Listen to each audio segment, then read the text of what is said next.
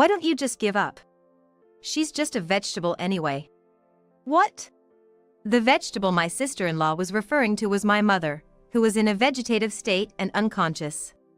Originally, my mother and my sister-in-law were like cats and dogs. In such a situation, my mother fell down the stairs at home. The one who seemed happiest about it was my sister-in-law, Emily.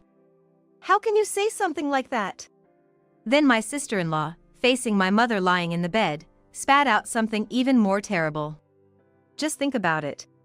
She's eating up all this hospital money without even knowing when she'll wake up. Stop it, please. What about you?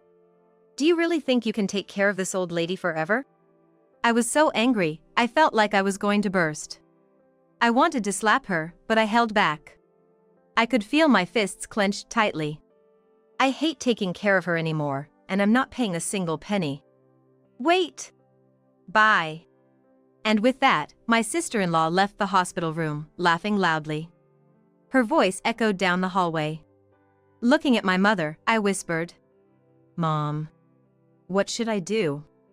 I buried my face beside the bed, feeling utterly hopeless. It's okay. Leave it to me. What? I quickly raised my head. To my surprise, my mother, who should have been unconscious, was sitting up. Frozen in disbelief, I couldn't comprehend what had just happened. Are you okay? Why? Well, a lot has happened. So, you heard everything we just said? Yes. Now it's our turn for revenge. My mother's face looked filled with confidence. This way, my mother and I vowed to get back at my sister-in-law. And we would make sure she goes through hell. My name is Sarah Kirk, and I'm turning 30 this year. I divorced last year and moved back to my parents' house. The reason was my ex-husband's infidelity. You've had it rough, Sarah. If you're over him, why don't you move back home? Really? I feel like that's imposing. Don't worry about it. We have spare rooms. Just keep in mind that your brother, John, and his family are here too. Oh. John is my older brother, 3 years my senior. He got married 4 years ago and has been living with my mother since then. That's because our father passed away just before John's wedding, and John moved in to look after our mother. Thanks for your help. Why so formal? This is your home, after all. Still, I'm going to be a burden. Just come in already. In the end, I chose to return home. I also managed to get a job in administration at a company run by an acquaintance. As I entered the living room, there was my sister-in-law, Emily, sitting on the sofa. She's a stay-at-home wife. "Sarah? What are you doing here?" She acted as if she didn't know, though my mother had already told her. I never liked Emily, ever since we first met. It wasn't for any particular reason, I just didn't like her judgmental attitude. "It's been a while, Emily. I can't believe you got divorced and came back. You should have held on to him better, like I do. Maybe you should take a lesson from me?" Maybe you're right. I'll just go put my stuff away. I quickly headed to my room upstairs. It was because I almost lost my temper on the spot. Really, what's her deal? It's unavoidable. I deal with her every day, after all. Mom.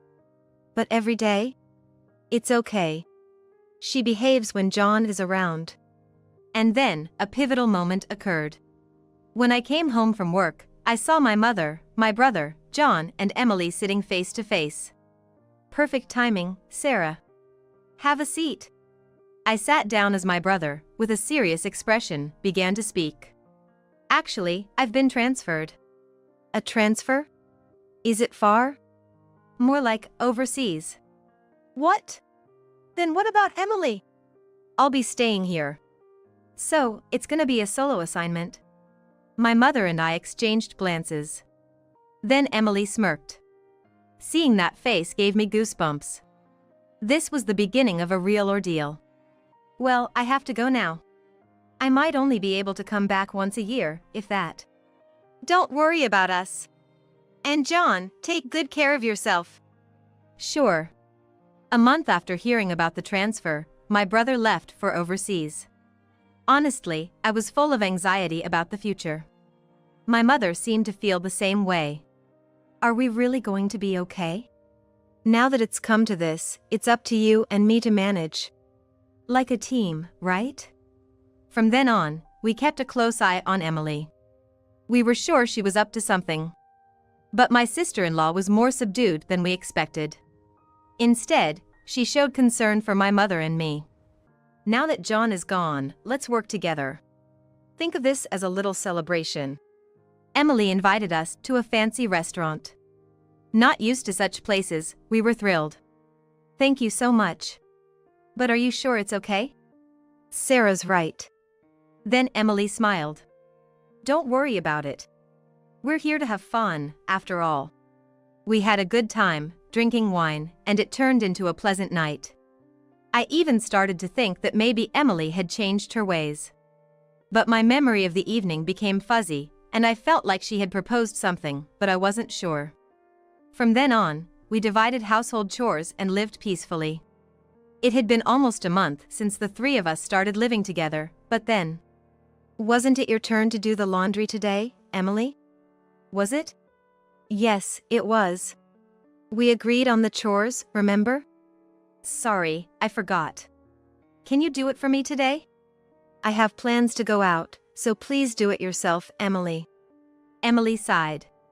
You know, I'm older than you. It's only natural to respect your elders. I was a bit irritated and retorted more firmly. By that logic, you should be following what Mom says too. You're such an insolent woman. While we were arguing, my mother came in. What's going on? Mom, please tell Sarah. She's just a guest here. What's the cause of all this? Emily was supposed to do the laundry today, but she's asking me to do it. I see. Well, Emily, you have to do it. That's what we decided. Emily clicked her tongue softly. Fine. I'll do it. Emily got up from the sofa and started doing the laundry. After confirming that, I went out, but when I returned home, I was in for a surprise. Only my laundry hadn't been washed. Reluctantly, I started the washing machine myself. What are you doing? I glared at Emily, who came up from behind. You did this on purpose, didn't you? It was just an oversight. I wouldn't do such a thing on purpose. But the petty annoyances continued. No matter how many times I spoke up, she wouldn't stop and seemed to enjoy secretly watching my reactions. I couldn't stand it anymore and consulted my mother. So, at dinner, my mother decided to speak up. Emily, I heard from Sarah about the harassment. Are we back to that topic? But it's true, isn't it? If this situation keeps up, I'm gonna have to tell John.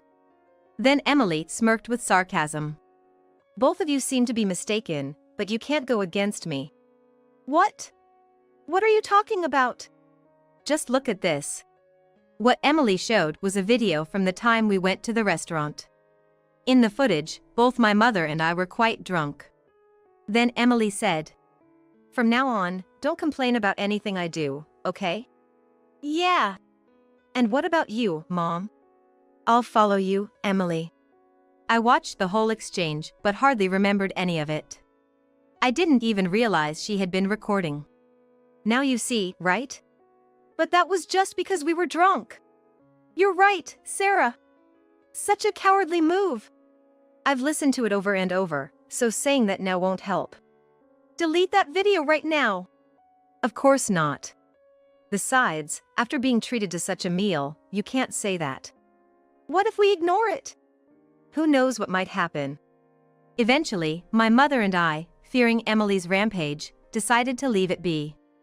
We thought about telling John, but my mother didn't want to bother him, so we didn't contact him. Are we really going to be okay? For now, we just have to wait and see. But we won't just leave it at that. Do you have a plan? Well, I have something in mind, but let's see how it goes. Thus, we waited for a chance to get back at Emily without her noticing.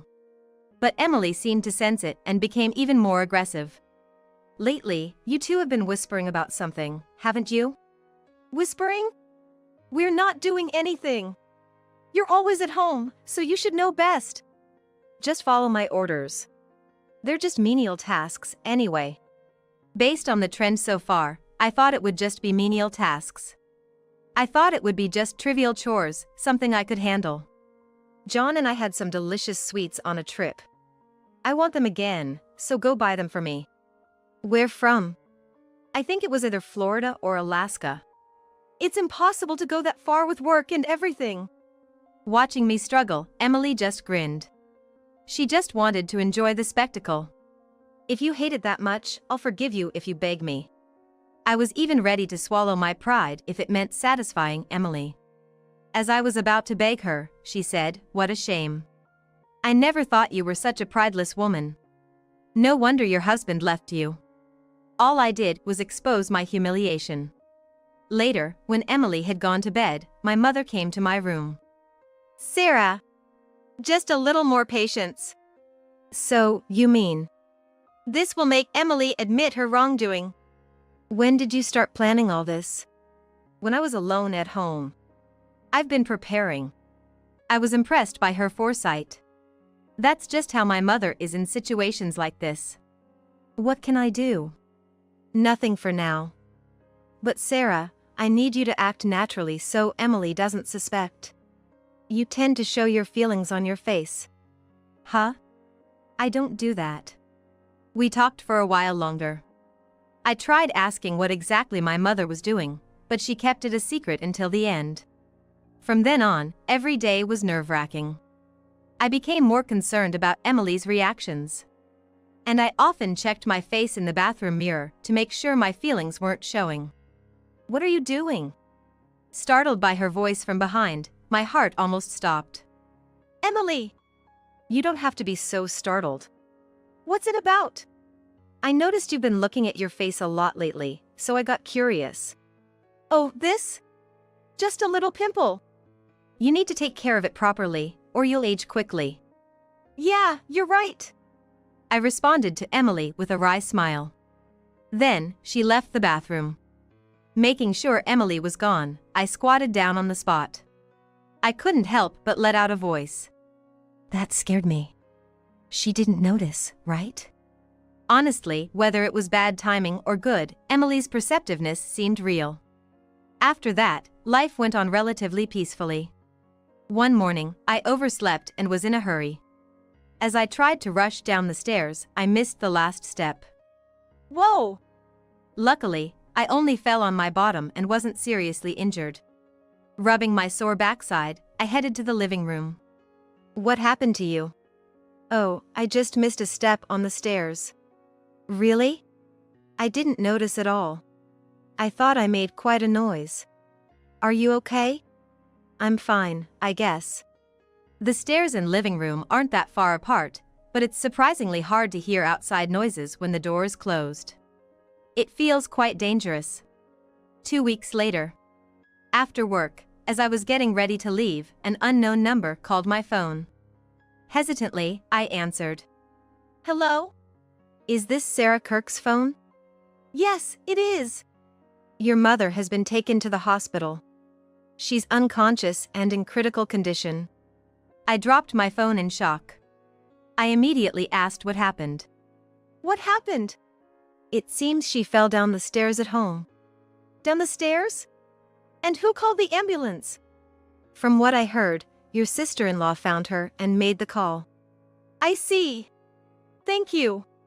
Our family home had railings on the stairs, and my mother was still quite fit.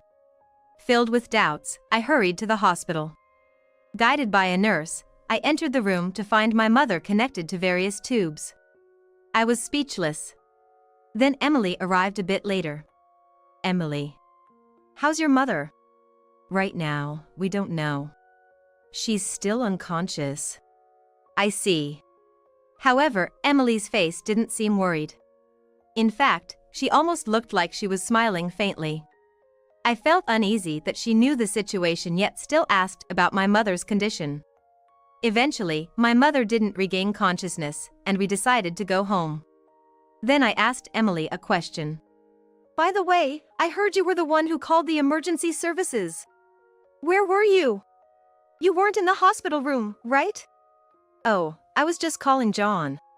I had to let him know, right? I see. What did he say? He was upset, of course. But he's too busy with work to come back. I see.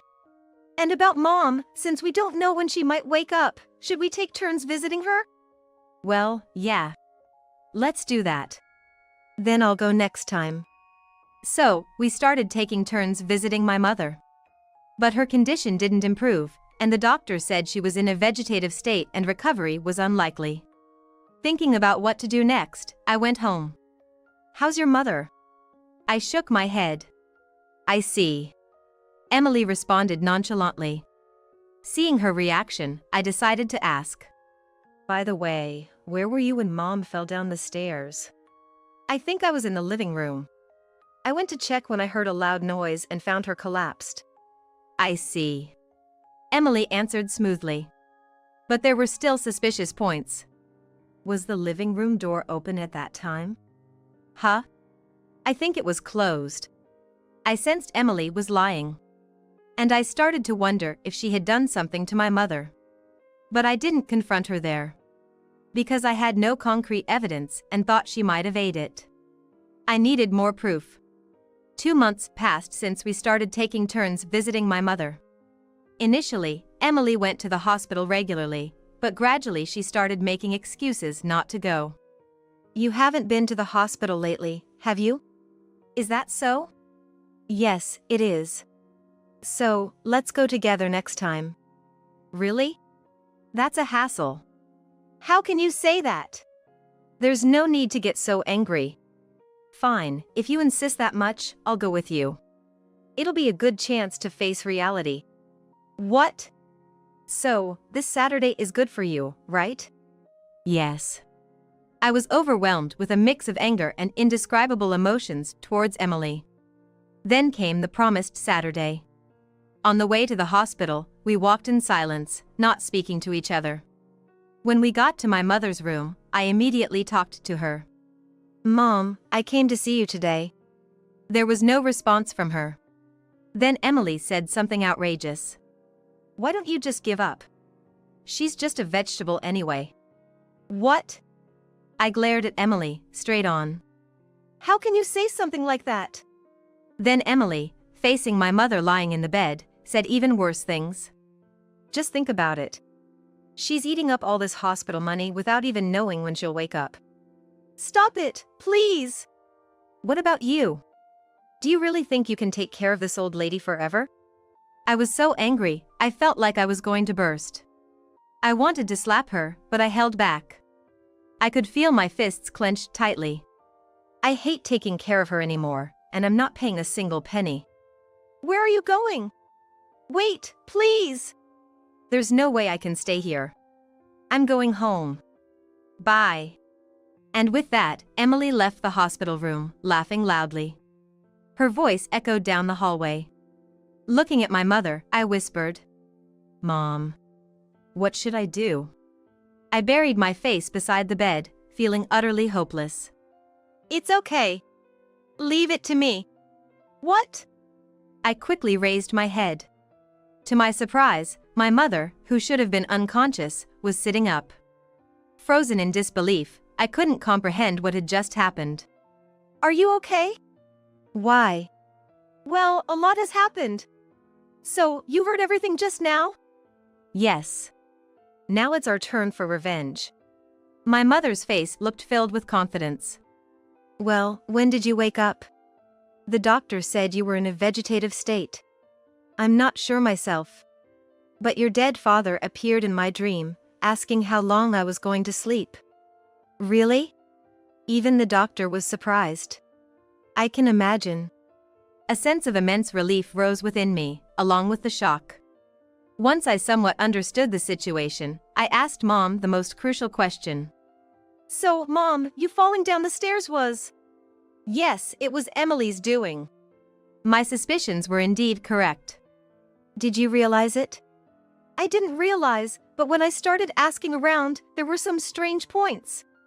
I see. But don't worry anymore. And Sarah, there's something I need you to do. Following my mother's request, I immediately went home. Don't tell Emily, okay? All right. When I got home, I searched the places my mother had instructed. While checking the living room and kitchen, I found a camera hidden in a small teddy bear. It was a secret plan my mother had prepared. Finally, I checked the camera placed in the most important spot, a cabinet around the living entrance.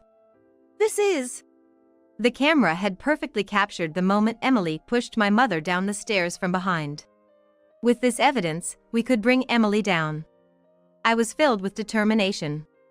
Then, my mother and I decided on the day to execute our plan. It was set for the day of my mother's discharge from the hospital, which was going smoothly. Fortune seemed to be on our side. John is coming home today, isn't he? How can you be so happy when Mom is in that condition? Just make sure you don't tell John anything unnecessary, understood? I get it. I replied, but inside, I was smiling to myself. Then, my brother arrived. Welcome back! Yeah, I'm back. And about Mom. It's so sad about Mom. Who would have thought such a thing would happen? How insincere. But soon, that facade would turn into a face of despair. Sarah, I'm sorry to put you through all this. I should be the one doing it too. It can't be helped. You're busy with work, so we need to help each other as a family. Thanks. Then, my brother and I discussed my mother's future. I felt bad but went along with the conversation.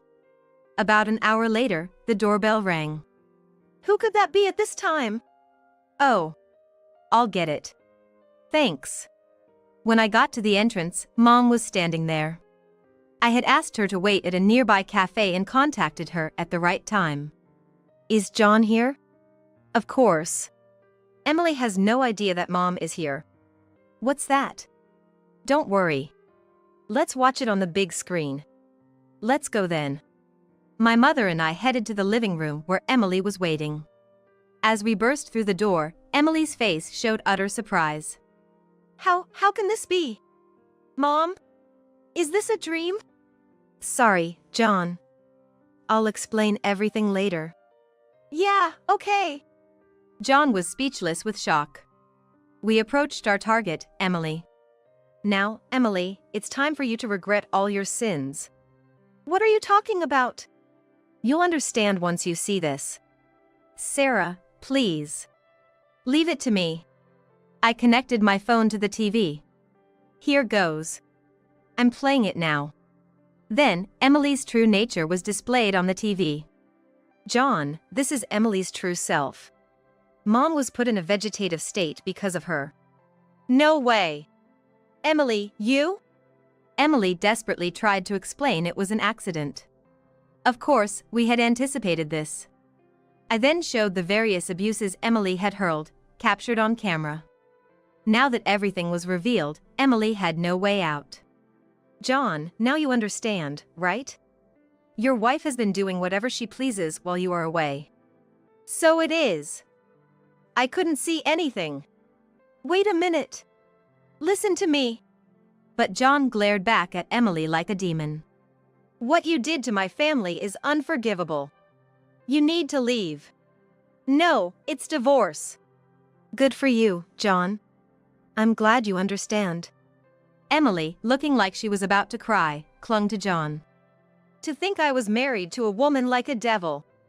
I'm ashamed of myself. Wait. Don't leave me. Shut up. John shook off Emily's hand. It's over now. Unfortunately, Emily, you'll have to pay for your actions. Well, that settles it then. I called the police. What Emily did was a serious crime that could have cost a life. I've just called the police, so please stay calm. Remember, trying to run will only make your situation worse. No way! Emily collapsed onto the floor, her face buried. Her demeanor was nothing like the high-handed attitude she had shown us before. About 15 minutes after the call, the police arrived. After explaining the situation and showing the video, Emily was taken into custody. Good luck with that. Don't ever show your face to us again. I'll never forget what you've done. We watched as Emily was taken away in a car by the police. Feeling a sense of achievement and relief was incredibly satisfying. So, why didn't you tell me about Mom? Oh, that. Mom said it was because you're worse at hiding your feelings. What? And how did Mom? That, I don't know either. It's a miracle, they say. We chatted and celebrated John's return home. For today, we decided to forget about Emily and enjoy the time as a family of 3. John's stay was only for a week, so we got busy the next day. First thing he did was start the divorce proceedings. The lawyer was quick to take action once he heard the situation. As for Emily, it looks like Emily is going to be prosecuted, but what about Mom? Well, that seems fair. I don't know what will happen, but she needs to pay for her crimes. It's only right after all she did. We were given the chance to visit Emily, so we decided to see what she looked like. You look pretty well. How can you say I look well? Well, you look aged, but if you can complain that much, you must be fine. So, why are you here? That's obvious. Just came to see how frustrated you are. What? That's really it. Goodbye. After saying that, we left. Seeing Emily's face of despair was enough. It felt like enjoying the misfortune of others. 2 weeks later, John, who had returned overseas, informed us that the divorce was finalized. Hey, Sarah. The divorce is done. I feel like a weight has been lifted. That's great. Just make sure you don't fall for such a woman again. I know. John seemed to have gotten over it. As his sister, I was truly relieved. Meanwhile, my mother and I are enjoying a carefree life at home. Free from Emily, our days are rosy. Don't break your promise. Don't think you can escape from here. The filthy old man grabbed my sister's arm, trying to drag her out of the car. I was desperately pulling on her hand, resisting. We needed to close the car door quickly. We had to escape from this village as soon as possible. Soon, I could hear the voices of my mother and father too.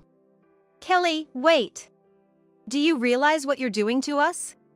The sight of the 3 adults, upside down on the street at night, was nothing short of extraordinary. In a village with no streetlights, somewhere in a rural area, I was on the run with my sister from these adults. Why had this turned into such a hair-raising horror scenario? I was supposed to have come home to celebrate my sister's wedding after hearing about it from our mother. My name is Sally. I had left my rural family home over 8 years ago to live on my own and was now 27 years old. I'm currently working in sales at a pharmaceutical company in New York, single but still wanting to focus on my career. Selling our company's newly developed drugs to various medical schools and hospitals is hard work, but it's incredibly fulfilling. Collaborating with doctors and saving many patients' lives brings me immense joy. After graduating high school, I moved out to attend a university in New York. I paid for all my living expenses and tuition myself. While attending university, I juggled multiple part-time jobs. Even before that, since my high school days, I had been working hard at part-time jobs, desperately saving money. I was determined not to rely on my parents. The main reason I wanted to leave home was my father. My father always drunk and gambling.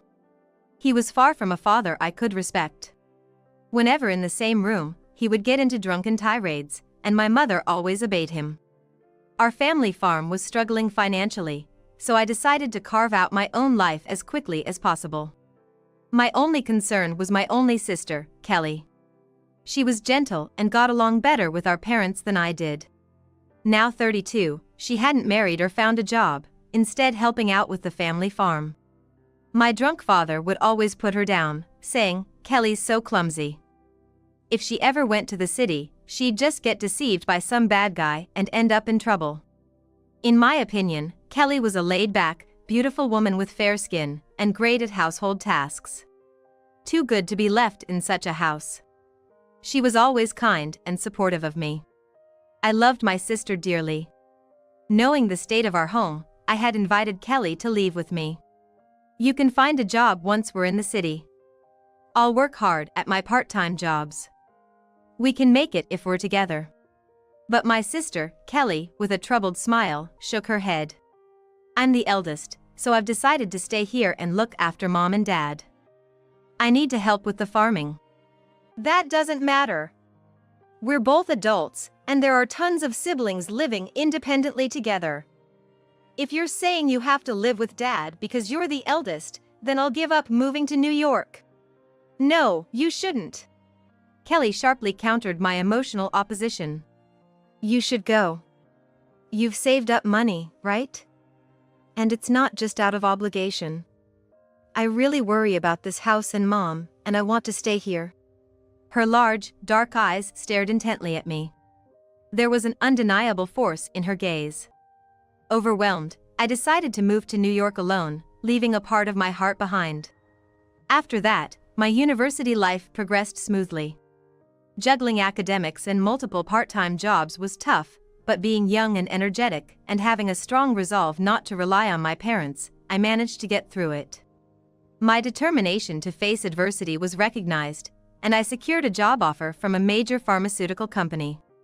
The training and work after joining were even tougher than my student days, but learning business knowledge was fun, and the dream of helping save lives and health gave me the motivation to keep going.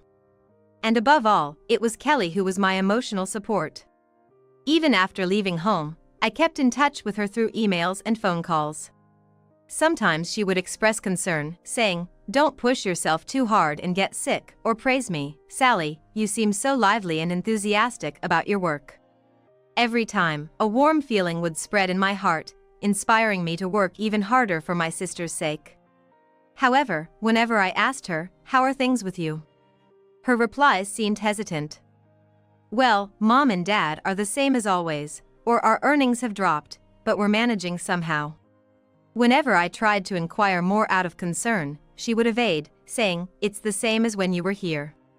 Since I never heard of any major accidents involving my sister or parents, I just told Kelly, "Let me know if anything comes up."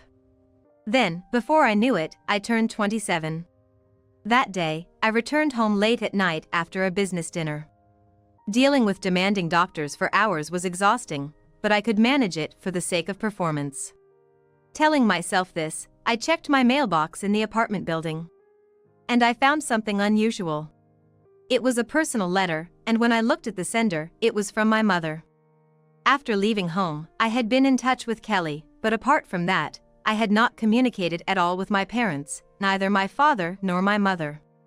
They hadn't contacted me either, and I had never called or written a letter to them. This sudden letter from my mother was unexpected. What could this be?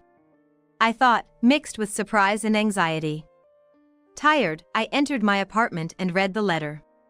It said that my sister, Kelly, was getting married. What? I haven't heard anything. Kelly and I were frequently in touch. Yet, she never once mentioned having a boyfriend, let alone talking about getting married. Why am I learning about this from a letter sent by my mother and not from her directly? A feeling of confusion spread in my heart. The rest of the letter stated that there would be a meeting between the two families for the wedding, and I was asked to come home for it. After finishing the letter, I sighed deeply. Going home meant returning to the house where my father was. The area where our family home is located is truly rural, with houses spaced far apart, surrounded by fields, farms, and patches of woodland. It's classified as a village, not even a town. Going home felt like being trapped in a claustrophobic place with almost no chance to relax. Frankly, I was reluctant. But if my sister was really getting married, there couldn't be happier news. I had thought she would spend her life just taking care of our parents. If she had met someone special, fallen in love, and decided to marry, I couldn't be happier. I wanted to meet her partner and, of course, see my sister too. And I wanted to celebrate their marriage. The next day, I wrote a letter back to my mother, confirming my attendance at the meeting and took a day off work for the specified date. Weeks passed, and the day arrived. I traveled for 2 hours by train to reach the county where my family home was, then switched to a rental car. The meeting was scheduled to include dinner, so the sky gradually darkened towards evening. Far from the hustle and bustle of the city, without the glittering signs and crowded streets, the sky turned a deep red as evening approached. A landscape that had been so familiar during my childhood now seemed strangely extraordinary after 8 years away. I reached my family home without getting lost. The house, an old wooden structure, was visibly weathered on the walls and roof from a distance. Weeds overran the surroundings, clearly lacking maintenance. Though I believed Kelly did her best with the house, it was evident that she couldn't manage everything. Remembering my childhood years confined in this house, I felt uneasy. There was no visitor parking, so I parked the rental car nearby and walked a short distance to the house. By then, the sky had turned much darker. The deep navy overhead and the remnants of sunset's purple created a gradient in the sky, and the clear air revealed several stars. The cawing of crows sounded eerily in the silence. It's a rural area where people don't usually lock their house doors. I figured I could just walk in. Approaching the house's grimy door with a mix of nostalgia and aversion. That's when I heard it. A soft rustling in the grass. Surprised, I turned around to find my sister, Kelly, standing there. Her face was so tense, she didn't look like someone about to greet her fiancé's family. After years, my reunion with my sister, Kelly, confirmed she was still beautiful. The sight of my beloved sister was comforting. However, the joy of this reunion was not to be. Kelly! Shoo! Kelly gestured, raising her eyebrows and placing a finger to her lips as I tried to speak. Confused, I stared at her, and she whispered urgently. Why did you come back? What? That seemed obvious. To celebrate her wedding. Yet, instead of being happy about my return, she seemed almost angry. I came because of the marriage meeting. We need to go, now. She interrupted, grabbing my arm firmly. She pulled me along, forcing me to run in the direction she was leading. The situation was utterly bewildering. Yet, I sensed that the circumstances were more complex than a mere wedding celebration. She was leading me towards one of the few bus stops in the village. She dragged me behind a small shelter that doubled as a waiting room near the bus stop. What's going on? Isn't there a family meeting for your wedding today? I asked quietly. Breathless, Kelly looked down, silent. Then, suddenly, footsteps approached nearby. It was rare for people to be out at night in the village. It was clear there was only one person. Kelly shielded me against the wall, peering cautiously around the corner. Mom! Her face turned pale. Peering through the gap, I could see our mother in the distance. Over the years apart, she seemed to have aged a bit. But more shocking was her expression, twisted as if in fury. Although there was some distance, it was clear she was calling for Kelly. Kelly quickly turned to me, her tone firm. Leave here immediately. Go back to New York. Why? What's happening? As if there was no time to explain, she shook her head quickly. Make sure Mom and Dad, or anyone we know, doesn't see you. Escape as fast as you can. Pressured by her intensity, I nodded. Okay, but what about you? I'll meet with Mom. Then go back home. Wait, that means... What would happen if my sister met our mother? What would happen? If she returned home? I knew nothing. But my instincts told me I couldn't let her go back to that house. Kelly, this way. This time, I took the lead, pulling Kelly's hand. This is all wrong. Mom's acting strange, and this whole situation is bizarre. Plus, you're supposed to be getting married, but you don't seem happy at all. Sally. Kelly said, entrusting her hand to me while looking sad. I can't let you go back like this. We still have time. Let's run away. Together, let's go to New York. But... Hurry! With each moment of Kelly's hesitation, our mother neared. I urged, as our mother was drawing closer. Whether out of guilt for leaving our family home or relief from this odd situation. Kelly looked at me with tearful eyes and then nodded slightly. Let's go! We ran as fast as we could, hand in hand. Our destination was the rental car I had arrived in. The village was steeped in night, and the roads, with barely any streetlights, were hard to see. Despite almost stumbling over pebbles, we kept running. Kelly didn't let go of my hand. Soon, we reached the car. As I was inserting the key, Kelly suddenly let out a high-pitched scream. I spun around. In the distance, mountains loomed, and the dark landscape was only fields. There, faintly, I saw a shadow. Could it be an animal, a monkey perhaps? Or something else, something we shouldn't see? Wrinkled skin, hair unkempt and wild. Underneath, something like an eye glints. We shouldn't get any closer. Goosebumps rose on my skin. Before I could even think who it might be, I felt a visceral sense of disgust. Get in the car, quick! Kelly screamed. A note of desperation in her voice, more intense than when she had seen our mother. With trembling hands, I managed to open the car door. All the while, the figure in the darkness edged closer. Quickly, I opened the passenger door for my sister, Kelly, to get in. The person looming behind her was an old man. His wrinkled face and unkempt hair looked filthy, yet the glittering gold accessories on his neck and wrists reflected in the car's lights. Who was this old man? Did such a person exist in this village? There was no time to think. The old man eerily extended his black arm from behind and grabbed Kelly's arm as she slid into the passenger seat. Ah! Kelly screamed. The old man tried to drag her out of the car. Where do you think you're running to? He growled in a beast-like, hoarse voice. Kelly was about to slide out of the car seat. Immediately, I leaped out of the driver's side to the other door. Let go! Let her go! I grasped the old man's hand, gripping it over Kelly's. Clawing at his palm and fingers to pry them off her arm. Sales jobs require physical strength.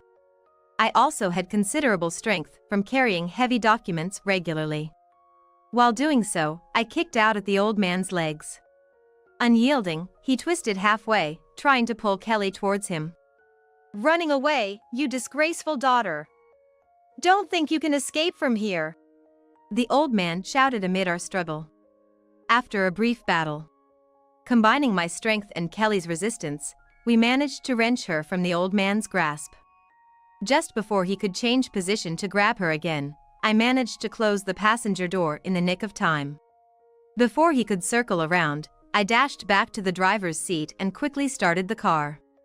Don't break your promise, you wretched woman! I heard the old man shouting from behind. Then, as if out of nowhere, the voices of our mother and father also reached us. Kelly, wait! Do you realize what you're doing to us? The sight of the three adults, upside down on the street at night, was nothing short of extraordinary. It was clear that the old man and our parents were in cahoots. Kelly, looking down, whispered in a barely audible voice, "Just go." I had intended to do just that, so I nodded and pressed the accelerator firmly. As we started moving, we both let out a huge sigh of relief and exhaustion. The unfolding events were like something out of a suspense drama. I had somewhat given up on a perfectly harmonious dinner due to our father, but I never imagined things would turn this wildly wrong. After driving for a while, we reached an area with some commercial facilities. It was much quieter than the city, but the lights from convenience stores and commercial buildings on both sides brought immense relief. My marriage was forced upon me. Kelly finally spoke, after quietly crying in the passenger seat. So, it wasn't her own choice. Otherwise, she wouldn't have looked so desperate before her wedding. What exactly happened? I urged her to tell her story. Remember the person who tried to grab me in front of the car? He's the creditor of our family's debt. Debt? I gasped, turning to look at her in shock. I remembered the importance of safe driving. Even though I was there, it's really sad and embarrassing. Dad, you know he was bad with alcohol and gambling even when you were still at home, Sally? Yes, that's why I left. I wanted to take you with me, sis. Kelly smiled faintly and said, "Thank you for that time." After that, no matter how hard I tried, Dad couldn't stop. Every time he drank, he would rant about unpleasant things, hit Mom, and I would desperately try to stop him. It was a constant cycle. I tried to get him interested in other hobbies, like movies or cooking, but nothing worked. It only got worse. But our family farm wasn't making much money. Eventually, we couldn't make ends meet. That's when he started borrowing money. That's terrible. He drank and raged, and gambled, instantly dissolving our precious living expenses. How did she feel about such a father's behavior over the past 8 years? The pain and guilt were almost too much to bear. He bought loads of alcohol with the borrowed money, shouting he'd win everything back at the slot the next day. But he never could, and the debt just kept growing. I don't know if I should ask, but how much is it now? About $50,000. $50,000! I exclaimed so loudly the car windows nearly shattered. I couldn't fathom how much had to be squandered to accumulate such an amount. The enormity of the debt made my hands wobble on the steering wheel. Unable to bear it anymore, with no way to repay, Mom and I went to see the creditor directly. The same person who tried to grab me earlier. His name is John. We begged him, saying, "Please, even if it's just the interest, can you forgive it? We will responsibly repay the principal my father borrowed." Then he said. Kelly paused, trembling slightly. "If you don't want to, don't force yourself." "No, it's okay."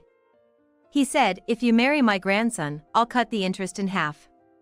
That's how my marriage was decided. That can't be true. Dad happily agreed to it. He was increasing the money he could use, even though it didn't involve sending his own daughter, me, to an unwanted marriage. To think I was just a possession to him, it really hurt. Then, Kelly shared that my mother went along with my father's decision without opposition. Furthermore, I really don't want to say this, but John said, "Your sister's in New York, right? If you give her up too, I'll make the interest zero." After finishing her story, Kelly sobbed with big tears rolling down her cheeks. I felt a chill run down my spine. John must have planned to lure both of us into his house and intentionally increased the debt for negotiation. The idea of trading daughters for money was like a horrifying custom from decades ago, happening in my own family. Overwhelmed by fear, I had to stop the car at the roadside. I then embraced Kelly's shoulders with my now free hands. Kelly, you've been through so much. Yes, I'm sorry, for getting you involved, for not being able to stop Dad. In a town still retaining a rural ambience, my sister and I cried together in an embrace. How lonely, desperate, and painful her days must have been. Why couldn't I have helped her sooner? The story was too terrible, I considered it at home. But he threatened, "If you run away, I'll find and bring back your sister." That's why I couldn't tell you anything when we talked on the phone recently. I'm sorry. Sis, you've been carrying this alone. It must have been hard. It's okay now. I'm here. Let's get through this together. After crying together, we resumed driving. We managed to catch the last train as we had left the village early, taking Kelly back to the familiar scenery of New York. Walking side by side, the lingering goosebumps reminded me that the events in the village were not a dream. Exhausted by the time we reached my apartment, we had a late dinner and slept together in a warm bed. The next day, Kelly pulled out a loan agreement from her pocket. I've been carrying this with me all the time. Smart move from my sister. With this, we can do something. Especially here in New York. I took another day off work and quickly looked up a trustworthy law firm. Kelly and I visited them that day with the loan agreement. The lawyer listened, making a troubled face, then shared several things with us. After that, we stopped by the government office to consult about severing ties with our parents. After living in my apartment for about a week with Kelly, we decided to go back to our family home again. We needed to declare our decision to cut ties with our parents. As soon as Dad saw us, he was furious, and Mom, sitting next to him, was shaking with a pale face. Already drunk, his face beet red, Dad swung a bottle of liquor towards Kelly as soon as he heard our intention to disown them. "Don't you dare joke with me," he screamed. I jumped in just in time to stop him. Then he turned to me, "You too, Sally. If you had just stayed home quietly, everything would have gone smoothly," he yelled, trying to hit me with the bottle. Stop it! I shouted, protecting Kelly while desperately avoiding Dad's violence. The struggle continued between our rampaging father and us trying to stop him. However, in a moment of carelessness, the bottle Dad swung hit my shoulder hard. Ouch! I screamed, falling to the floor with a thud. But right after that, I looked up at Dad with a stern expression. Dad, all of this is being recorded. As he uttered a foolish huh? I turned to the entrance of the living room. From there, a man in a suit holding a camera appeared quietly. He was the lawyer we had consulted about the debt, Mr. Smith. This is evidence of domestic violence, Mr. Smith stated calmly. I had deliberately created an opportunity for Dad to hit me, recording solid evidence of his violence. Dad shouted, "You're underhanded. Bringing a lawyer, huh? That's how those smart alecks from New York are." While Mom and the lawyer tried to calm Dad down and make him sit, he kept resisting and shouting. But then the lawyer stated matter-of-factly, "Given the clear violence, we'll need to call the police." He smoothly contacted the police. Police? That's an exaggeration. Dad showed his agitation, still holding the bottle he used to hit me. Mom turned even paler. Indeed, in this situation, there is a possibility that Dad might become enraged at every turn, preventing any reasonable discussion. Moreover, even if the police are called, my sister and I have already decided to cut ties with our parents. Kelly and I had nothing to lose. Surprisingly, the police arrived promptly, not what you'd expect in a depopulated village. They were robust men, capable of easily restraining my father, who was now a drunk man past his 60s. Seeing them, Dad shrank back, clicking his tongue. "What, you gonna arrest me?" "That hasn't been decided yet. Including that, we'll need to discuss everything now," one of the officers said firmly. Dad, who had been so aggressive just moments ago, became meek and quietly sat down on the floor. Mr. Smith opened the loan document and explained that Kelly and I were not co-signers, so we had no obligation to repay our parents' debts. Furthermore, your parents have been taking all of Kelly's earnings to pay off the debt.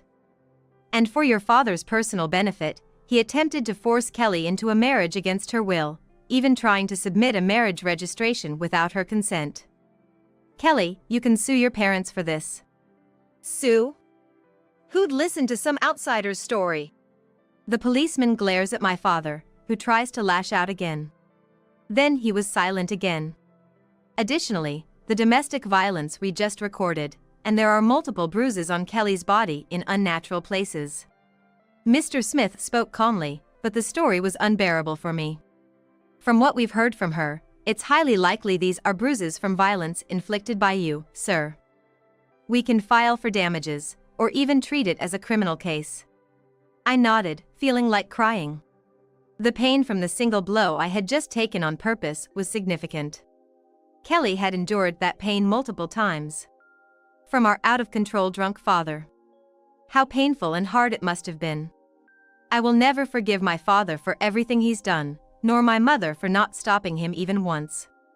What do you mean bruises, huh? Got any proof? Dad shouted. Mom, with tears in her eyes, lowered her head, almost touched the floor, pleading, "Please, just let it go. Our family is already ruined because of the debt. It was hard for me to give my daughter to that man, but we had no choice. And now you want to cut ties and ask for compensation? That's impossible. Please stop." It's too late now, Mom. You didn't even try to protect Kelly until it got this far. It's too late for you to show up after running away from home. Right, Sally works in New York, right? Earning a lot, aren't you?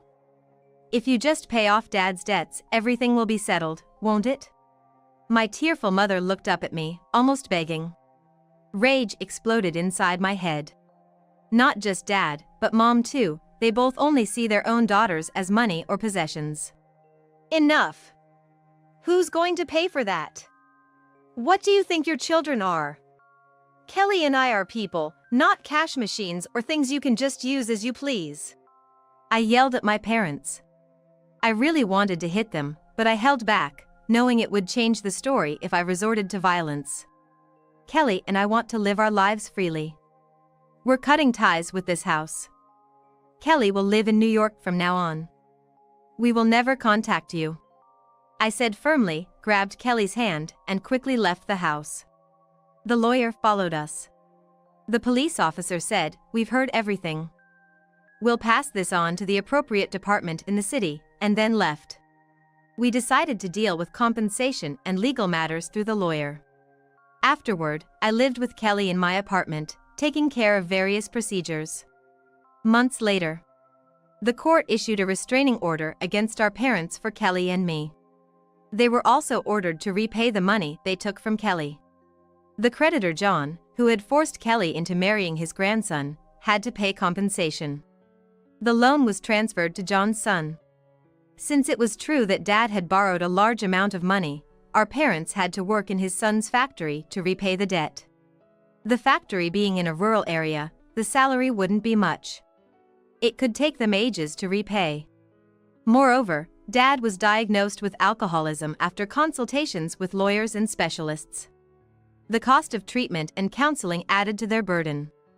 Even though he had a debt to repay, the money was also deducted, and he no longer had the financial wherewithal to drink alcohol, although he was not very happy about it. In fact, it is doubtful that they can even maintain an honest life. While my parents were preoccupied with their self-inflicted circumstances, we were able to safely disassociate ourselves from them, and we lived together amicably and peacefully. Through acquaintances and friends, I introduced Kelly to a job. She, being diligent and polite, quickly became liked and secured employment. Time passed, and then one day. Kelly, is that true? She had some surprising news to share. She had started dating a colleague from her company. I was overjoyed for her and cooked a feast that night. "Sally, you're getting too excited. It's kind of embarrassing." "I can't help it. To think that you, who was trapped in that house for so long, has finally freed herself and found a boyfriend on her own. It's just too wonderful," I said, tears of joy in my eyes, holding her hand. "Sally, thank you so much. Because of you, I can live my own life now. No, it's not just me. Kelly, you worked hard too." Around that time, I also found a partner in the same profession, and we planned a double date soon. The Kelly I see now is nothing like the one engulfed in sadness and despair on that nightmarish night. She's vibrant, healthy, radiating a happy aura as both a person and a woman. We'll continue to do the work we love, using the money we earn for our own lives. Dating the people we choose, and perhaps getting married someday. I'm sure we will remain close as we make the most of our own lives with each other. It'll be fine. She won't notice anything. You're right. That kid is clueless. Let's enjoy this while we can. I've been holding back from her just for this day. It was during a midnight at our hot spring trip, when I woke up and went to the private open-air bath in the changing room. Peeking in because I heard voices, I saw my husband and sister getting intimate. Seeing that scene, I sat down right there, overwhelmed by intense nausea. I won't let this end here, I resolved, tears welling up in my eyes. I quickly switched my phone to video recording mode. I was determined to record everything they were doing. I wonder what she'd think if she saw us now. Hey, don't say such things. More importantly. Wait, hold on a second. Their voices echoed in the open-air bath. I wanted to cover my ears right away but held back and continued recording. But are you sure she won't wake up? Don't worry. I prepared for this day. Plus, I used that, so. Oh, right. Clever as always. Then we can stay here a bit longer. I hadn't thought they'd be this calculating. I wouldn't rest until I made them see hell. Then, an idea struck me. Don't think you'll lead a decent life after this. Enjoy it while you can. I collected their clothes and returned to the room. Wake up. I woke up the sleeping relatives and waited for the two with full readiness. Suppressing my raging emotions, I waited for them. What was about to unfold was a shameful show, too embarrassing to live through. My name is Natalie. I work at a small bookstore. I'm 35 years old now, but got married to Luke when I was 28. Our meeting was a bit strange. We had a mutual friend who was supposed to introduce us to different people. Considering my age and thinking about marriage, I agreed to meet someone based on my friend's suggestion. I'm Natalie. Nice to meet you. Nice to meet you too. Huh? The meeting place was in front of the station, but a man different from the one in the photo I had received showed up. It was Luke. Moreover, Luke also didn't expect me to be his date. Since we're here, how about having dinner? Sounds good. There's a nice restaurant nearby. To be honest, he wasn't my type. Maybe Luke felt the same way. I just wanted to have the meal and go home quickly. But when we actually started talking, we hit it off, surprisingly. I never thought I'd meet someone else who likes the same author as me. It's a pretty obscure author. You're the first person I've met who likes them. Me too. After a few dinners together, we started dating. The friend who caused this mix-up apologized, but I thanked them instead. They probably didn't expect things to turn out this way. And then we got to the point of deciding to get married. Are you nervous? Of course I am. That day, we were going to greet my parents. When we arrived at my childhood home, someone I didn't want to see was there. Isn't that Natalie? Is he your boyfriend? Why are you here? Well, I just got divorced again. Again? I couldn't help but exclaim. Luke was also surprised by my reaction. We didn't get along. But look at him, he's a good catch. Why don't you dump Natalie and marry me instead? Hey. Just kidding. Don't be so mad.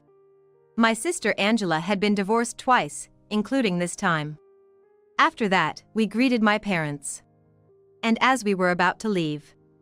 Would you like to exchange contact information? Huh? All right, I guess. I agreed, not wanting to have much to do with my sister.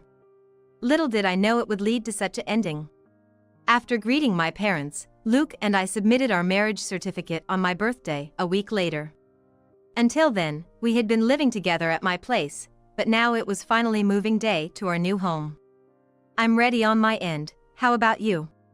Just a bit more. What? The movers will be here soon. I'll finish up quickly. That's when I first realized how messy Luke could be. When we were dating, we moved in together quite early, and I ended up doing a lot of things for him. I never imagined it would be this bad. In the end, I helped him, and we barely finished packing in time. I couldn't help but wonder if we could really make it work. Upon arriving at our new home, he said, "Sorry about earlier. I found a book I wanted to read." Well, I understand wanting to read, but please be more careful next time. I will. But Luke's attitude never changed. He started making more excuses. And he wouldn't do anything unless I nagged him. Moreover, he wouldn't even manage the finances, and I had to put money in the account for our monthly payments. You didn't put money in the account again, did you? Ah, I forgot. He was absorbed in his book, not even looking at me. Are you even listening? I am. I was getting irritated with Luke's attitude. Then I noticed something. Did you have that book before? A regular person might not have noticed, but being a book lover, I caught sight of it. Oh, this? I borrowed it from a friend. They recommended it. But still, you need to handle your responsibilities from next month. Luke sighed, closed his book, and looked at me. I'm busy with work too. If you're going to complain so much, why don't you do everything yourself? It'll save you the irritation. I couldn't believe what I was hearing. And then Luke started saying something even more outrageous. If that happens, it'll be you who pays, not me. So, you should provide the money. Why would it work that way? We're a married couple, it's normal to support each other, right? Anyway, I'm counting on you. Saying that, Luke opened his book again and resumed reading. I was speechless with disbelief. Just 4 months into our marriage, we were far from happy. Then came our first Obon festival since getting married. The day after tomorrow is Thanksgiving, you can come too, right, Luke? Yeah, huh? Where to? What do you mean where? I told you before. This year we're getting together at my parents' place. Oh right, you might have mentioned that. He seemed so detached. We're leaving the morning after tomorrow, so be ready. It was as I was about to go back to my room. I'm not going. I don't want to. What? It's a hassle. I'll just stay home. What are you talking about? It's none of my business. You go ahead. My fists clenched automatically. Could I really expect anything from Luke? In the end, I didn't push it and decided to go back home alone. Well, I'm leaving then. Take care of the house, okay? I'm not planning to go out anyway. So I left the house. Honestly, I thought it was easier if he just stayed in, rather than going out and causing trouble. And then it hit me. Are we really a couple? Before I knew it, I had reached my parents' house. I'm home. Welcome back. I had completely forgotten. My sister was at this house. It was my parents' decision to keep an eye on her. I hurried to my room to avoid unnecessary entanglement. Where's Luke? Oh, he's a bit busy with work. I lied on the spot. I thought she would stir up trouble if I told her the truth. Really? What do you mean? I just wondered if it's really work. I thought she was too perceptive. To prevent any slip-ups, I changed the subject. By the way, Angela, Dad told me you recently got a boyfriend. He seemed to sigh about it. Yeah, that's right. He's younger and cute.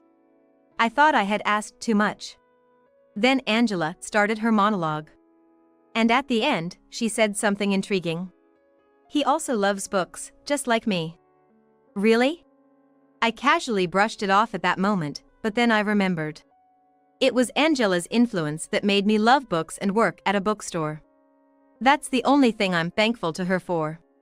Grandpa's memorial service ended without incident, and it was time to go back. Say hi to Luke for me. Yeah, sure. Then a big change occurred. About a year after getting married, during a family gathering at New Year's, Angela made a sudden proposal. How about we all go to a spa this long weekend? Maybe an overnight trip? Our parents looked at each other, wondering what to do. But there was one person who was unusually excited. That sounds great. Let's all go. I hadn't seen Luke so lively in a long time. Since we hadn't really gone on any trips since getting married, he probably agreed with Angela's suggestion. Mom and Dad are okay with it, right? Yes. Yeah, sure. Our parents were persuaded by Angela. So Angela, Luke, and I started planning together. Let's get started then. I'm counting on you, Luke. Leave it to me. And you too, Natalie. Then Angela began visiting our house more often under the pretext of planning. Thinking about what she was doing behind my back makes me furious. We started preparing for the trip a month later. It was going to be us, our parents, and some close relatives. Getting accommodation for so many people might be tough. It'll be fine. Luke was unusually enthusiastic. You're that excited about the trip? Trip? Oh, yeah, of course, I am. Okay then. The doorbell rang while we were talking. I wasn't expecting any visitors today. When I checked the monitor, there was Angela. I quickly went to the door. Why are you here? Huh? Didn't you hear? I came for the trip planning today. I didn't know about that. Well, let me in for now. She had visited before, but each time she seemed less and less reserved. In the living room, Angela and Luke were already engrossed in travel magazines. This seemed odd to me. Wait a minute. What's up? No, first explain today. It's hard to follow if you just go ahead. Angela and Luke exchanged looks. With an expression of what are you talking about? That's right, I forgot to tell Angela called. You forgot? Angela intervened. It's okay. He just forgot. Don't be so uptight. Sorry about that. Luke's apologizing, so let's just get on with the discussion. Somehow, I felt like the bad guy. I felt like an outsider in my own home. From then on, Angela started coming over every 3 days until the trip. It was overwhelming. Eventually, most of the trip planning was decided by just the two of them. Finally, the day of the trip arrived. We were supposed to meet at the station and travel by bullet train with the whole family. While I was enjoying catching up with relatives, I noticed Angela and Luke were missing. Where are Luke and Angela? Huh? They were here just a moment ago. They returned about 10 minutes later. They looked like a couple.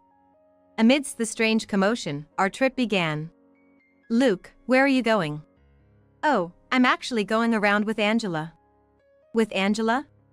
Yeah, I've been here before, so she asked me to show her around. Hearing this, the trip I was looking forward to suddenly lost its appeal. Then you two have fun. It's a good opportunity. Okay, I'll go then. Saying that, Luke ran off. I couldn't remember the last time I saw him smile like that when he was with me. That night, I tried to forget the day's events by drinking a lot of beer, which made me unusually sleepy. Come on, let's go back to the room and rest. You drank too much. I'm fine. Come on, let's go back to the room and rest. I remember being led back to the room by Luke from the restaurant. However, my memory from there is hazy. When I woke up in the middle of the night, I was alone in the room. Staggering up, I headed to the open-air bath to sober up. It's okay. She won't notice. You're right. She's clueless anyway. Let's enjoy this moment. I've been holding back from doing it with her just for this day. As I entered the changing area, I noticed something was off. I heard voices. It was supposed to be reserved, so it had to be family or someone. There were Luke and Angela, getting cozy. The sight made me sit down and feel violently nauseous. Did you hear something? Everyone's asleep. It must be your imagination. Right. I won't let this go. I'm determined. Tears filled my eyes as I decided. I switched my phone to video recording mode. I was determined to record everything they were doing. Their unbearable conversation reached my ears. What would she think if she saw us now? Don't jinx it. Besides. Wait a sec. Their voices echoed in the open-air bath. I wanted to cover my ears but forced myself to keep recording. But is she really not going to wake up? It's fine. I've prepared for this day, and besides, I used that. That's right. You're amazing. So, we can stay a bit longer? I couldn't believe how calculated they were. I was curious about what Angela meant by that, but I had more pressing matters. I can't rest until I show those two the hell they deserve. Then, an idea struck me. Thinking they can lead a normal life after this? They'd better enjoy while they can. I gathered all their clothes left in the changing room and casually returned to my room. Hey, wake up! I roused all the sleeping relatives in another room, asking them to gather in ours. What's going on at this hour? Why is everyone here? I have something very important to discuss, so please be ready to listen. I said, looking around at the relatives. Important matter? By the way, I don't see Luke and Angela. I played the video I recorded in the open-air bath. The room filled with their conversation and sounds. Natalie, what is this about? Just watch the phone. Everyone's attention was on the smartphone. This is. Can't believe those two. Everyone let out almost scream-like voices. Now you see? They used this trip for their purpose. But what do we do now? I have a plan. I told the relatives. We all waited for the two to return.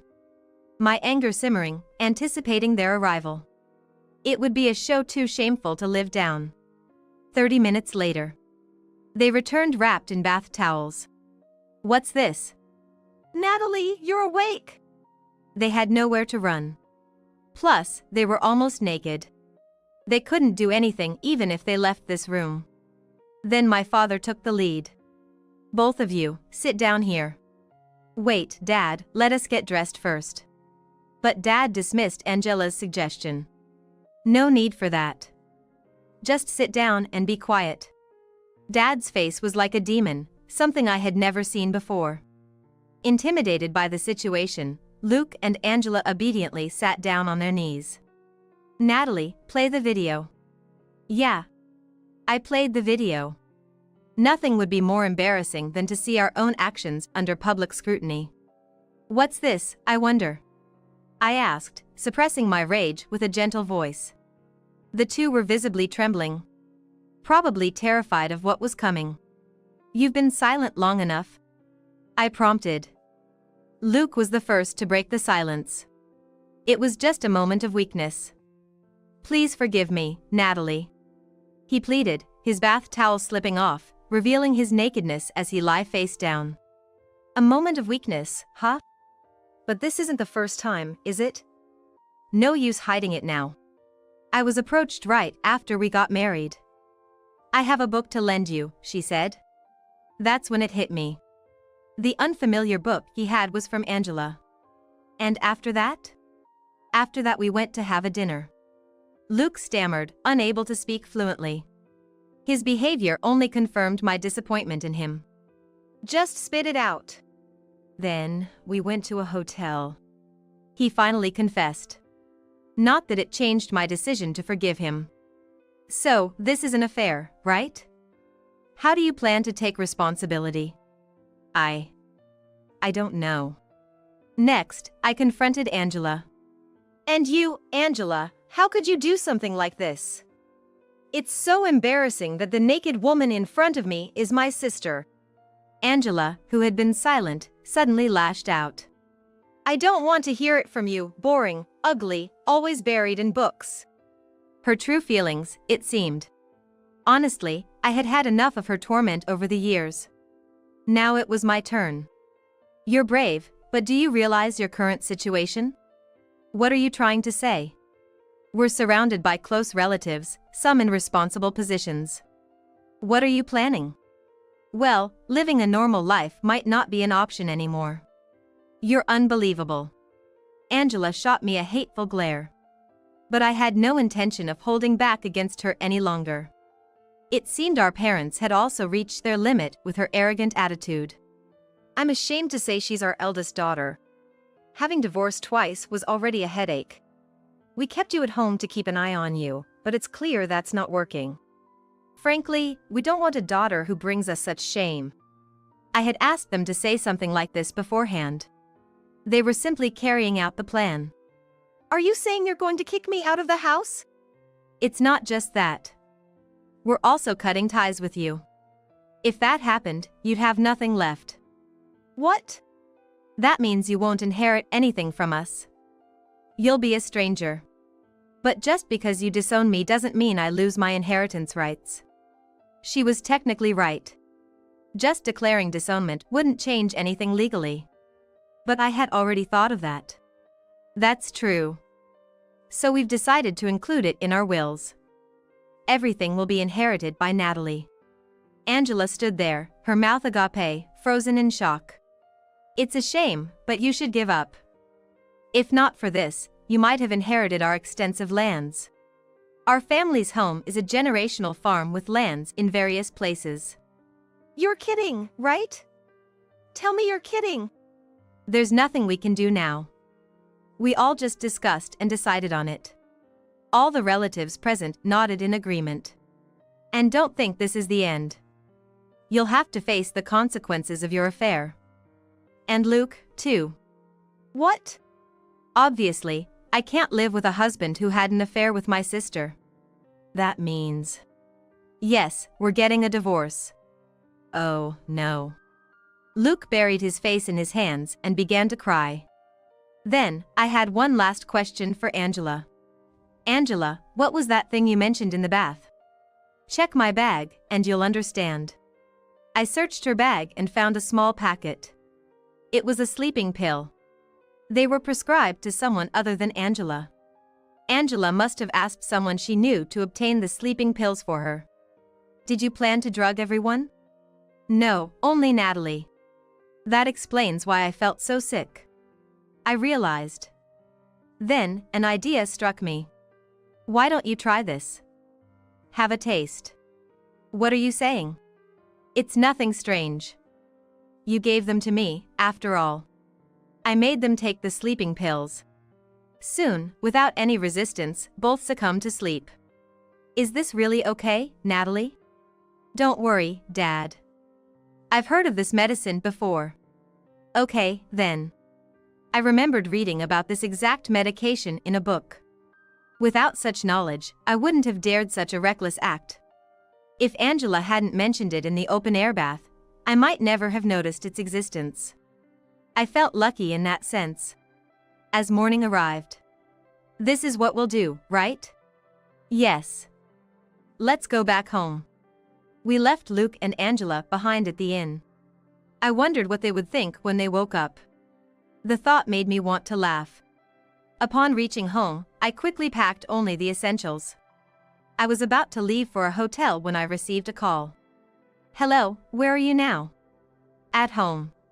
What? It was from Angela. Angela must have been shocked to find everyone gone when she woke up. Oh, and you'll need to pay for the stay. Why should I have to? Do you think you're in any position to say that? Our roles had reversed. Well, if you don't like it, that's fine. But who knows what might happen? I warned her before she hung up. She probably called to complain but got scared off. The hardest part was yet to come. Dealing with the fallout of the affair, the disownment, and the impending events. Just thinking about it cleared my mind. Hi, Luke. I had one last thing to do. I called Luke. I'm in a bit of a mess right now. That's your problem, not mine anymore. Don't say that, Natalie. There's no way I'm returning to that house again. It's over. We can just mail the divorce papers, right? Please give me another chance. His selfishness was astounding. I could only be stunned. I'm done, Luke. You should just move on with Angela. Goodbye. I said firmly, cutting the call and setting my phone to block his number. Leaving the house, I immediately obtained divorce papers and headed straight to a lawyer's office recommended by my father. I wanted to close this chapter as quickly as possible. Thanks to my prompt action, the divorce was finalized within 2 weeks. The other day, Angela left. Yeah, but I think it's for the best. Indeed. Recently, I heard through mutual friends that Luke and Angela had started living together. They were probably licking each other's wounds, both of them now on the same boat. I also heard that Angela had been fired from her job after the incident got out. This outcome was precisely what I had anticipated. A normal life will probably be impossible for them now. Not that it concerns me anymore. As for me, I continued to be surrounded by books, my greatest passion. The only changes in my life were my newfound solitude and the start of writing my novel. Its central theme is family. I decided to embrace my freedom and live life on my own terms. My name is Kelly. I spend my days taking care of my children. My husband works late for our family. As a result, we hardly have any conversation as a couple. He's a refreshing salesman who's good at making people laugh. I think he's quite handsome. Life has been tough, but I've convinced myself this is happiness. Then one day, my sister-in-law Sarah came to me and said, "I'm in a relationship with your husband. I'm pregnant, so please divorce him." Huh? I didn't know what she was talking about and didn't know what to say. Stunned, I just opened my mouth and stared at Sarah. She kept on, desperately pleading with me. Please! I love your husband. I'm carrying his baby. So, divorce him. The word divorce kept repeating. I couldn't understand what she was saying. Are you sure it's my husband's baby? Yes. Because we're in love. But Sarah, you're married to my brother Josh, right? It might be his baby. No, it should be Josh's baby. I'm a mother. I know whose baby it is, she insisted, which just made it more troubling. She was admitting to an affair. Does she not realize it's infidelity? How long have you and my husband been together? 2 years. 2 years? Why? I didn't see you two in that way. Despite my confusion, a part of me was calm. I hated that I could be so composed in such a situation. 2 years ago, I came to see you for something, but you weren't there. It was just your children and him. He listened to me then, and I thought, what a kind man. Gradually, as he continued to listen to my problems, I fell for him, and before I knew it, we were in a relationship. Just like that. I understand there are issues with my husband, but you shouldn't have let it happen, right? You can't stop love. Oh, okay. So, divorce him, she said, presenting a blank divorce form. Why are you bringing the divorce papers? You know, strike while the iron is hot. This is a matter between husband and wife. I mused, recalling the past. Why did my husband get involved with Sarah? He was always kind and cheerful, thinking of the family. Come to think of it, I met him at work, where we grew close after sharing our troubles. Sarah did the same. Back then, I felt victorious dating a kind and handsome man like him. But after getting married, I realized it was all an illusion. Just a week into our marriage, I found out he had kids. His parents had been taking care of them, but they came to live with us after our marriage. 5 children in total. My life as a mother started as if I'd been deceived. The feeling of being a newlywed was blown away, replaced by tirelessly running around for the sake of the children. Their ages ranged from 10 to 1. As a new mother with no experience, I panicked countless times. My husband, always late, would just say it's part of being a parent. I barely had time for myself, losing my identity as a woman. Looking at married friends, they all seemed happy, but the person I saw in the mirror looked much older than my age. My hair was unkempt, and I had no time for makeup. It felt like I got married just to take care of children. Was this really married life? How many times have I pondered over this tiring life?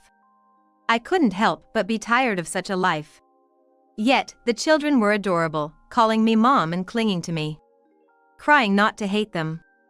Gradually, I became a mother amidst the chaos. And now, to hear my husband had an affair. I was suffering, raising his children, while he was out playing around. Claiming to work for the family, but in reality, just a man driven by his desire. Trusting everything to me while he enjoyed life. Somehow, anger welled up inside me. Still, it's ironic that I, the older sister, am the cheated wife and my brother is the cheated husband. We're quite the pair. Unaware of my thoughts, Sarah hands me a pen. So prepared. Please, divorce him for his sake, mine, and the baby's. What about my brother? Huh? Have you told my brother about the baby? Not yet. Why not? Well, if you don't divorce, I can't marry him. If I can't marry, I'll have to raise this child alone. I don't want that. So I think it's best to tell my husband after your divorce is finalized and Josh agrees to marry me. How selfish. She only thinks of herself. Why did my husband choose such a woman? And why did my brother love her? Am I that much worse than her? Hey, you don't need to think so hard. Just divorce him. I'm 7 years younger than you. I think I'm more suited for him. I want to hit her. For a moment, I wanted to tear her apart, but the quietly listening kids must be eavesdropping. Unable to fight in front of them, I bite my lip. I'm pregnant, so it's only natural for you to divorce. Sarah says, smiling. Staring at her, I finally say, fine.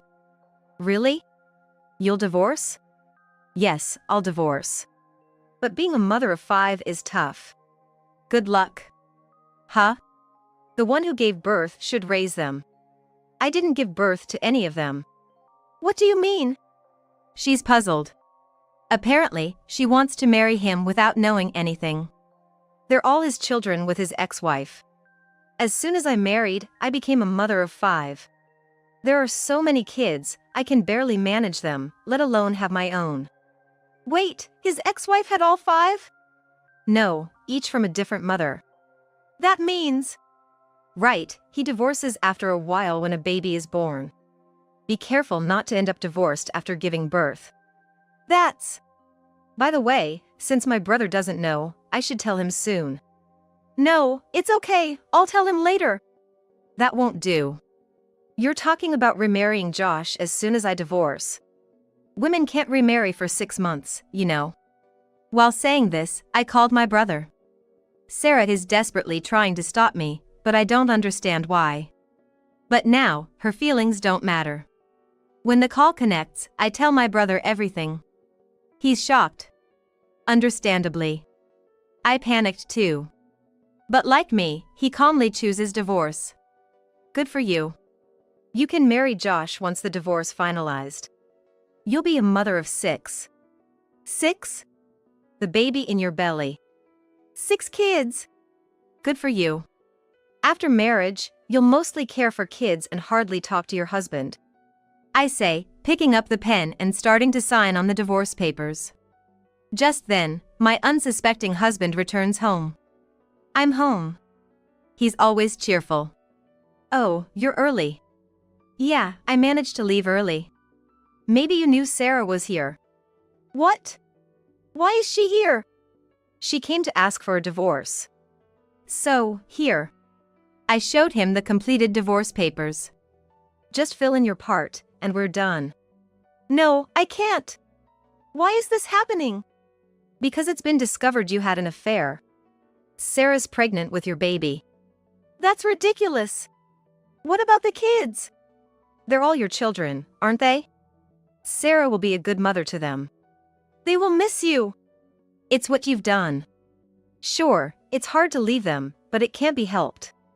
If it's hard to leave the kids, why don't you take them all? Then I can enjoy my newlywed life with Josh. Life's not that easy. These kids aren't legally my adopted children. I can't just take them with me like pets. That's true. They're attached to you and see you as their mother. But leaving them, what does that mean? You can't do that if you think about the kids, can you? It's rich hearing that from you, the one who had an affair. Using the kids as a shield after your infidelity. You chose Sarah, and she's pregnant with your child. There's nothing more I can do. Fine, I'll give you the kids, take them with you. Are you sure about this person? Well, it's too late now. It's both of your problems. I was betrayed and abandoned, so I won't say anymore. Good luck. Wait, Kelly, I don't want a divorce. My husband shouts, but I can't imagine staying with someone who betrayed me. I leave and drive to my parents' house, thinking of the sad kids. I thought everything was over. But it seems my husband didn't want it to end. The next day, he shows up at my parents' house. I'm sorry, Kelly. I did have a physical relationship with Sarah. But I never meant to betray you. Huh? Just because there was a physical relationship doesn't mean my heart wasn't with you and the kids. What are you talking about? That's exactly what infidelity is. While claiming to work, you were cozy with another woman. I can't imagine staying with you. Don't say that. The kids have been so sad since you left. They've never looked this lonely before. Stop using the kids like that. It's cowardly. But it's true. What's true? You cheated while I was busy with the kids. I didn't mean to. You know what they say, a man who doesn't eat what's served is a shame. What era are you living in? If that's a man's shame, isn't cheating a husband's shame? Think about it. I'm a desirable man. You're lucky to have a husband like me. Huh? Don't joke. I'm too busy with the kids to even put on makeup. My hair's a mess chasing after them every day. That's exactly it. I look outside because I'm attracted to beautiful things. You had a part in this too.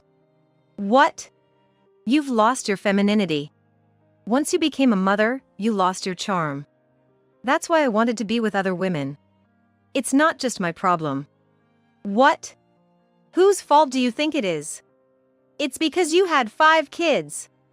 Being a mother leaves no time for myself. But I keep myself clean and go to the barber every month.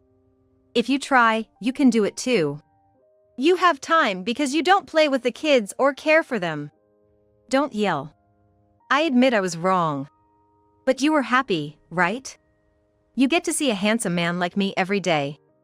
I'll give that happiness to Sarah. No, I refuse her. It was just a fling. I never intended to marry her. What are you saying? You even had a child with her. That's the thing. Is it really my child? I've never made a mistake like that. It's strange that she got pregnant. I don't care. I'm offering you a remarriage with your mistress. But I prefer a girlfriend like Sarah for an affair. For marriage, I want someone like you, Kelly. I can't trust anyone else with my home. You mean you can't trust anyone else with your seed? Yeah, you're clever, Kelly. You! Don't make that face. It'll add wrinkles. Enough. You can remarry a woman 7 years younger. Go home. Sarah wants you to take the kids. It's not about giving or receiving. True, but I think it's okay if Kelly takes them. I have to work and can't care for them. If you really want me to take them, pay me $7,000 a month. Why? Child support, $1,400 per child. That leaves me with $500. Impossible. Then find someone else to care for them. I'm not continuing the life I had before. What life? A housekeeper. No, you're a proper mother. Don't joke. You sow your seeds and are satisfied. You made me give up being a woman, treating me like a housekeeper. I refuse. You're remarrying Sarah, let her do it. I don't intend to remarry her. Josh insists, but since he got Sarah pregnant, he has to take responsibility. I kicked him out, yelling never to contact me again. But a few days later, Sarah called. Hey, take the kids already. They're not my children, so I have no obligation to take them. They're going to be yours, so you better take care of them. This isn't a joke. Why should I start parenting now when I'm not even married? Starting to practice now rather than after the baby's born is better, isn't it? Stop joking. I'm pregnant. So what? You think pregnant women don't parent? Moms around the world have 2, 3 kids. Meaning, they parent even while pregnant. But it's my first. I started at 0. I became a mother right after marrying without any experience. If I could do it, so can you. You're even more experienced, being pregnant. Your husband is mine, but I don't want the kids. You can't have a husband and not the kids. That's not how it works. Too naive. Look, I'm pregnant and feel sick. I'm nauseous all the time.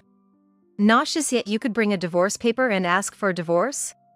If it's that bad, you shouldn't have been able to do that. It was easier back then. You wouldn't understand, you've never been pregnant. Sure. Just now, I got punched in my belly. You knew he had kids and still took him. That means you expected this. You chose this. Who expects to be punched in the belly of a pregnant woman? It happens with kids. One cries while you're holding another, or they scribble on the floor with pens when you look away. What's with these kids? It's good they're energetic. I can't joke about this continuing after marriage. It's not a joke, it will continue. No way. Even if you say no, it's inevitable. This is reality. Your choice. I'll give them all to you. Then you'll pay $7,000 a month? What? $7,000 for what? Child support. Raising kids costs money. That's the expected amount. How much does he earn? About $8,000, I think. $8,000? If I give you $7,000, I'm left with only $1,000. Yep. I can't live like that. Exactly. So you have to take care of the kids. I'm divorced now. Then, come here and take care of them. I see. Then I'd need a salary. You'll probably want me to do housework too. So, $8,000 for a housekeeper and babysitter. Not the whole thing. Of course. Housekeeping and childcare are tough. That's why only people with money can hire someone. Why should I pay my ex-wife that much? I'm a stranger now. I need to earn a living. If I work there, that's the salary I need. That's impossible. You know it's impossible and you're saying it on purpose. It's a reasonable amount considering the workload. If you don't like it, do it yourself. This isn't what I expected. Too late now. You're pregnant with his child. Accept it. Sarah kept repeating she didn't expect this, but I had no intention of helping her. I just prayed the kids wouldn't suffer. Later, Josh contacted me, which surprised me since we're divorced. But after hearing him out, I understood. I have a long business trip. I asked Sarah to watch the kids, but I'm worried. Can you check on them? Josh's parents live far away, so they can't help. That's why he asked me. I didn't want to agree, but for the kids' sake, I couldn't refuse. A couple of days after Josh left, I went to check and was shocked by the state of things. I took photos and sent them to Josh. What's this all about? Your house. What the heck is this? It's a natural reaction. The room is a mess, dark, with the 5 kids clustered together, sitting blankly. Where's Sarah? She's not here. Since when? She left right after you went on your business trip. So that's 2 whole days already? Yes. What about food? What have they been eating? They were told to eat whatever's in the fridge. But everything in there needs cooking. It's terrible to expect the kids to eat that. So where are the kids now? They're at my parents' house. They're attached to my mom. And where are you? I'm cleaning up here. I can't bring the kids back to this mess. I see, sorry. If Sarah comes back while I'm here, I plan to give her a piece of my mind, but she probably won't return. She left those kids alone for 2 days. Yeah, I guess so. What are you going to do? What do you mean? Is just coming back from your trip enough? If you leave them with Sarah, who knows what'll happen to them? Can you look after them until I return? Don't joke. Can't you see I can't work like this? Okay, I get it. I'll come back as soon as I can, though it might be late at night. Late at night? Don't joke. Those kids are missing you. Come back now. All right, I'll try. After hanging up and arranging his work, Josh returns 4 hours later. But before picking up the kids from my parents, he said he'd talk to Sarah. I waited for Josh's return after tidying the room. Sorry, Kelly. Sorry isn't enough. Apologize to the kids. Yeah. I'll be clear with Sarah. Josh is usually all smiles, but this time he's dead serious. Then Sarah walks in through the front door. Josh, welcome back.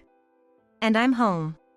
She enters the room, surprised to see me and no kids. Where are the kids? They're at Kelly's parents' house. Oh, I see. Then why not just leave them there from now on? That way, I can enjoy married life with Josh. Where were you? At my own house. What? I thought I was with another man. Jealous? Don't joke. You left the kids alone to go back to your house? I couldn't stand just looking after the kids in a house without Josh. Besides, those kids punched me in the stomach even though I'm pregnant. I can't forgive that. They're all my kids. Exactly. So they're not mine. If Kelly keeps taking care of them, that's fine by me. Right, Kelly? Stop it. Can you really be a mother like that? It's okay. This child is mine and Josh's. Is it really my child? Of course. That's when Josh pulls out a document from a large envelope and places it in front of Sarah. The words DNA test are visible. The baby in your stomach isn't mine, right? Huh? I had it tested. Turns out it's not my child. That's impossible. It's your child, Josh. You're saying the test results are a lie? I can't believe it. How can they test it before it's even born? Nowadays, paternity can be tested during pregnancy. That's a lie. I always made sure to never make such a mistake, always being careful. So when I heard she was pregnant, I thought something was off. That's why I got it tested. Turns out, it's not my child. What?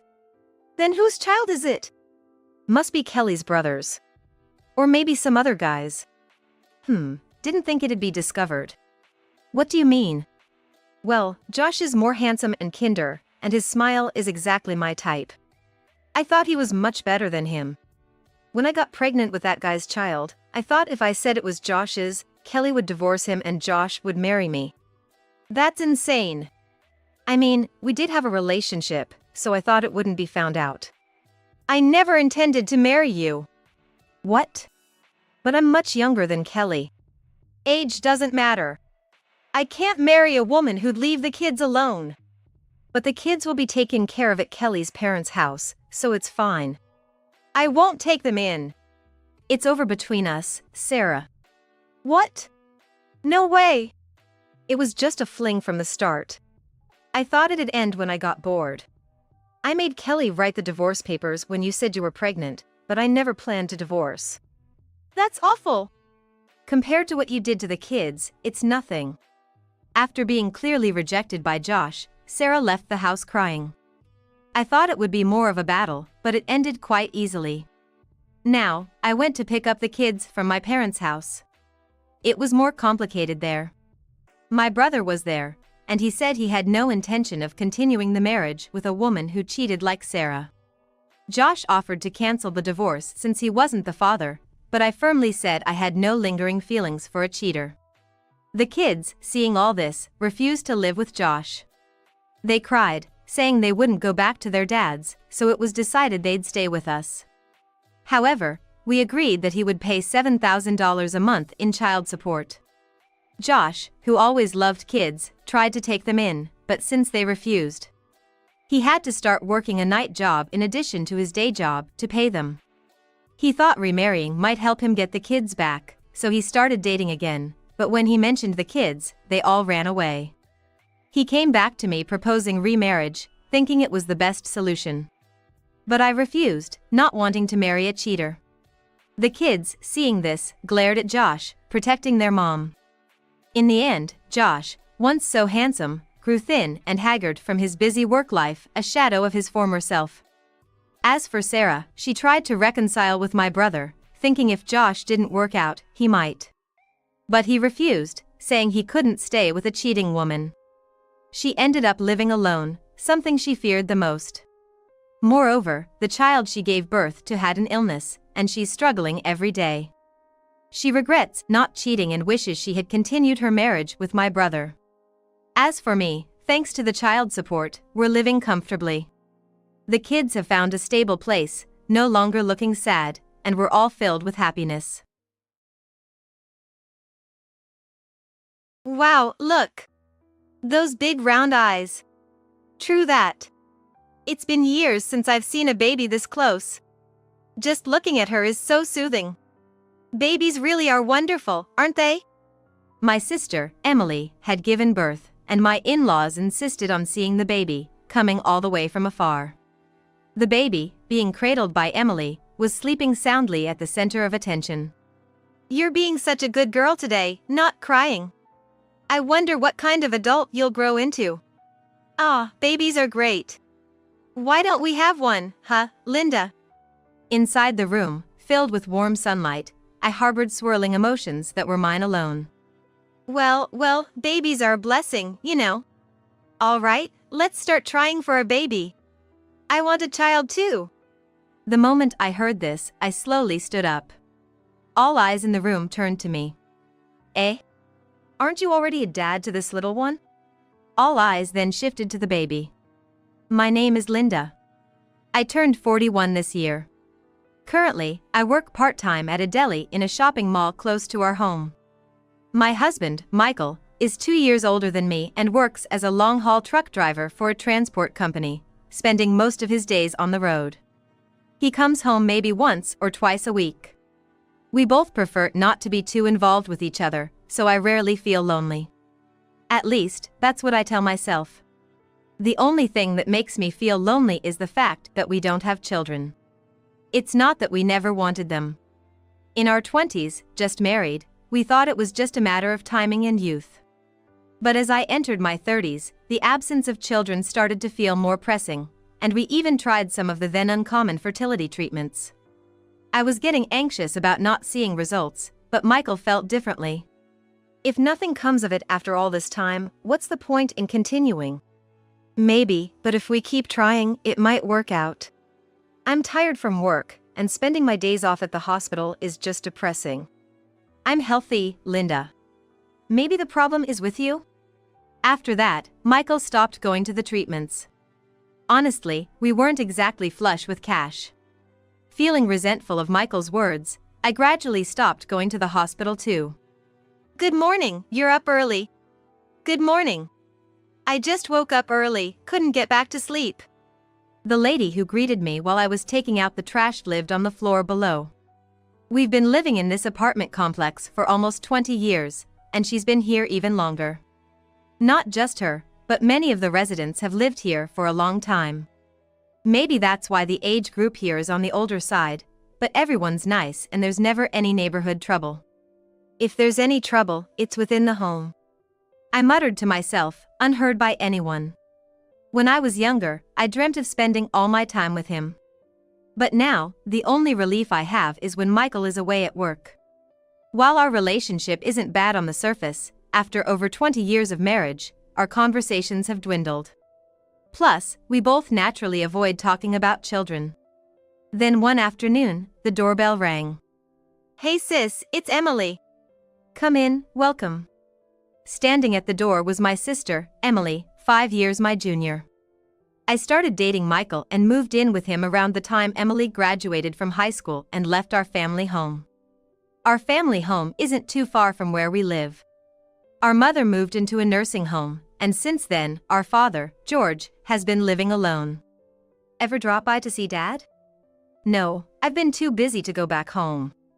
Dad hardly ever answers the phone. He's probably doing fine though. Typical Dad. He may not be good with words, but I bet he's feeling lonely. You visit him often enough, so it's fine, isn't it? You really do whatever you please, don't you? Our father, George, has always been a workaholic and quite reserved with everyone. He used to leave all the household chores to Mom. Now, he can manage his daily needs, at least. But right after Mom passed away, I was so worried about Dad that I used to visit our family home every day. Hey, Dad. Here's your food for tomorrow morning and lunch. You can microwave it in the container. I've folded the laundry, so just put it away yourself. Oh, and... Dad never said much, but I kept visiting, resigning myself to his ways.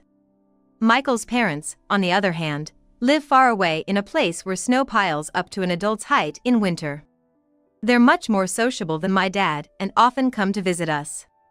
By the way, I still have some persimmons my mother-in-law brought over last time. Want some? Nah, I'm good for now. There's a drama I want to watch today, so I'll head back before evening. I'll take the persimmons with me. Okay, I'll get them ready for you. Michael's parents sure do visit a lot, considering the distance. Mom loves the city life. She's thrilled just going around the shopping mall with us. I remember you two went out together last month. I'm lucky to have a good relationship with my in-laws. We can talk about anything. Well, I want to stop by the convenience store on my way home, so I should get going. Be careful, it gets dark early these days. Don't sound like Mom. We're both old enough, you know. When's your next day off? Let's go to that new cafe near the station. I think I'm off this Saturday. All right, I'll get in touch. Emily checked her schedule on her smartphone. She lives just a couple of bus stops away. She often comes over to our place for dinner, saying she's too lazy to cook. She even has her own pillow here since she frequently ends up staying the night. Oh, right, sis. I'm pregnant. What? What do you mean? Her unexpected announcement caught me off guard. You know those dating apps? They're actually kind of fun. I met someone I really clicked with about a year ago. One thing led to another, and when I went to the doctor because I wasn't feeling well, they told me I'm 3 months pregnant. Emily spoke with a laugh here and there. Is he a decent guy? I don't know if you'd approve, but he's a good person. She sounded a bit subdued. Maybe she felt guilty about meeting someone through a dating app. Anyway, congratulations. Is that the right thing to say? Sorry for being happy before you. No, don't worry about it. I felt a sting in my heart but hid my feelings, thinking I should be happy for Emily's joy. Let me know if you need anything, okay? Thanks, I'll count on you. As Emily opened the door to leave, a swirl of mixed feelings churned inside me. I should be happy for her, I reminded myself. When Michael came home, I told him about Emily's pregnancy. What? Pregnant? Emily is? Whose child? Someone she met on a dating app. I haven't met him yet. I see. Well, that's certainly something to celebrate. Michael sat down on the sofa, finished his beer, and turned to me. But why don't we have such happy news in our home? What? You're bringing this up now? It's your fault for stopping the treatment, isn't it? I'd like to hold my own child too. You were the first to quit the treatment. Don't blame me. There's nothing wrong with my health. I do envy people with kids. It seemed in Michael's eyes, I was the only one at fault. I felt irritation towards him and frustration at ourselves for not being able to share and overcome our problems as a couple. Since then, Michael frequently made snide remarks about us not having children. If I had a child, I'd secretly watch them run errands. He would openly express his admiration while watching TV shows featuring children. Once, he even bought a book about fertility treatments and threw it at me. I paid for the book with your money. Make sure you read it thoroughly. Is it fair to be harassed like this just because we can't have children? To distract myself, I started helping Emily more often. With cleaning, shopping, and cooking. Sorry, sis, the morning sickness has been terrible. It's okay. Emily's place was always messy whenever I visited, and her meals seemed to consist mostly of store-bought deli food or instant ramen. Being pregnant is tough. Everything tires you out more. Oh, sorry. I guess you wouldn't know, not having a baby. Emily sometimes tried to one-up me, often exaggerating the difficulties of pregnancy. Yet, she didn't seem to be focusing on getting the right nutrition for the baby or preparing for after the birth. I occasionally tried to advise her, but it didn't seem to make much of an impact. Emily's child was growing well, but I had one major concern. I had never seen the man who would be her husband. Have you thought about introducing him to Dad? It seems like he got a promotion or something, and he's often away on business trips. Greetings seem old-fashioned, so I thought it might be fine to skip them. Okay. Let me know when you can. Yeah. With that, Emily abruptly ended the conversation as if declaring the topic closed. I had other thoughts, but chose not to pry further. It wasn't the right time. Time passed, and Emily gave birth to a boy. She hesitated to tell our father. She and Dad never talked much. Dad might get mad, saying things should be done in a certain order. Really? He was quite accepting when I told him. After much urging from me, Emily finally called to inform him. Despite her worries, Dad simply responded with his usual lack of emotion, I see. Michael's parents, on the other hand, were overjoyed when I told them about Emily's childbirth, celebrating as if it was their first grandchild. Hey, Linda, we'd like to send a gift. Would that be okay?